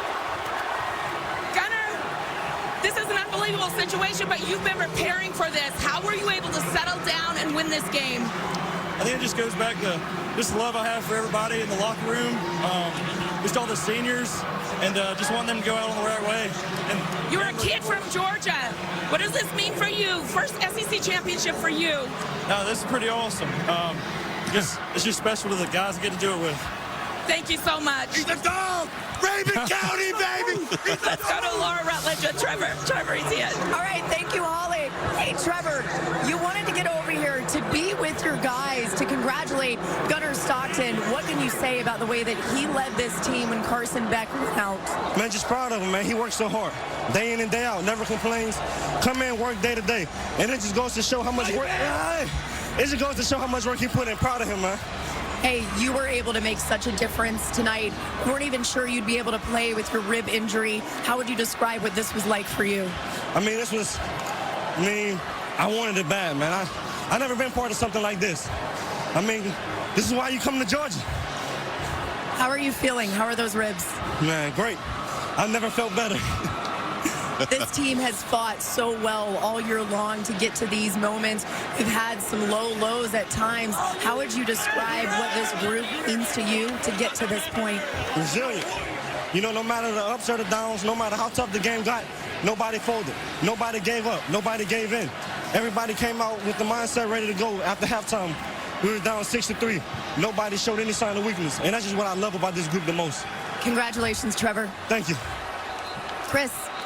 Went to Florida, did not work out there. Transfers to Georgia with a championship in mind. Wasn't even sure he's going to be able to play. Ends up, Kirk, with 16 carries, almost 100 yards, and 2 more touchdowns against Texas to go with the 3 that he had in Austin. How about his mom looking down? Have you ever heard a more humble interview in your life from a guy that comes in and sparks his team? I mean, they couldn't get anything going in the first half with their quarterback, Carson Beck. He goes down in the last play of the first half. And a guy that comes in that not a lot of us knew a whole lot about. He was a 5-star. You know, it's not like he doesn't have ability, but he just hadn't played. Walks into this atmosphere against what we were talking about, the best defense maybe in the country. And he, and more importantly, his team around him, step up and find a way to get it done. And why do they rally? Because what Etienne said, he works so hard. That's the thing you can't see, right, unless you're inside the walls of the program. 100%. And he never complains. A great attitude, getting very few reps and very little action because Beck played so much football this year. That's what college football, man, that's what you want to celebrate, especially at that position when guys, they don't have patience. First sign of trouble, they're out. Here's a guy that's been prepping in the shadows, doing what he needed to do. Mike Bobo deserves a ton of credit as a play caller and quarterback coach for keeping him engaged, because you never know when your moment might come.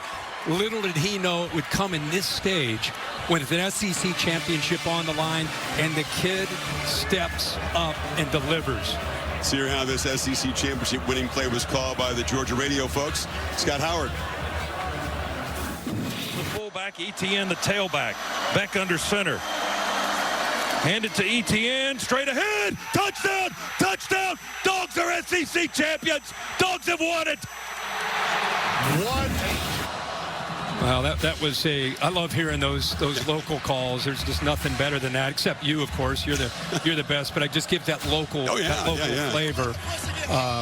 What a moment here. Etienne, he leaves Florida, decides to come to Georgia, and has provided such a spark for this team. He's a champ. He said he's never experienced anything like this. He's been a great individual player, but he's never been on a championship team. What a moment for Stockton. He engineered 7 drives, Kirk, in the second half. 2 of them for touchdowns, 2 of them for a field goal, and the winning points there in overtime. And for Texas, what could have been 11 flags, 2 missed field goals, sacked again 6 times, had their moments, had some drops. But at the end, it's Etienne and that offensive line getting it done. So Georgia, as SEC champions, will get one of those top 4 seeds and a bye until New Year's Day. Most likely in New Orleans. That's where the SEC champion is targeted. Texas figures to host a playoff game. That'll be determined tomorrow when the rankings in the bracket is revealed. What a classic. The first ever SEC overtime championship game. Bill Bunnell produced it. Jimmy Platt directed it for everybody, our entire career. Kirk, Holly, Laura, and Bill Lamagna. Chris Fowler saying so long from Atlanta. Dogs on top. Back to the studio.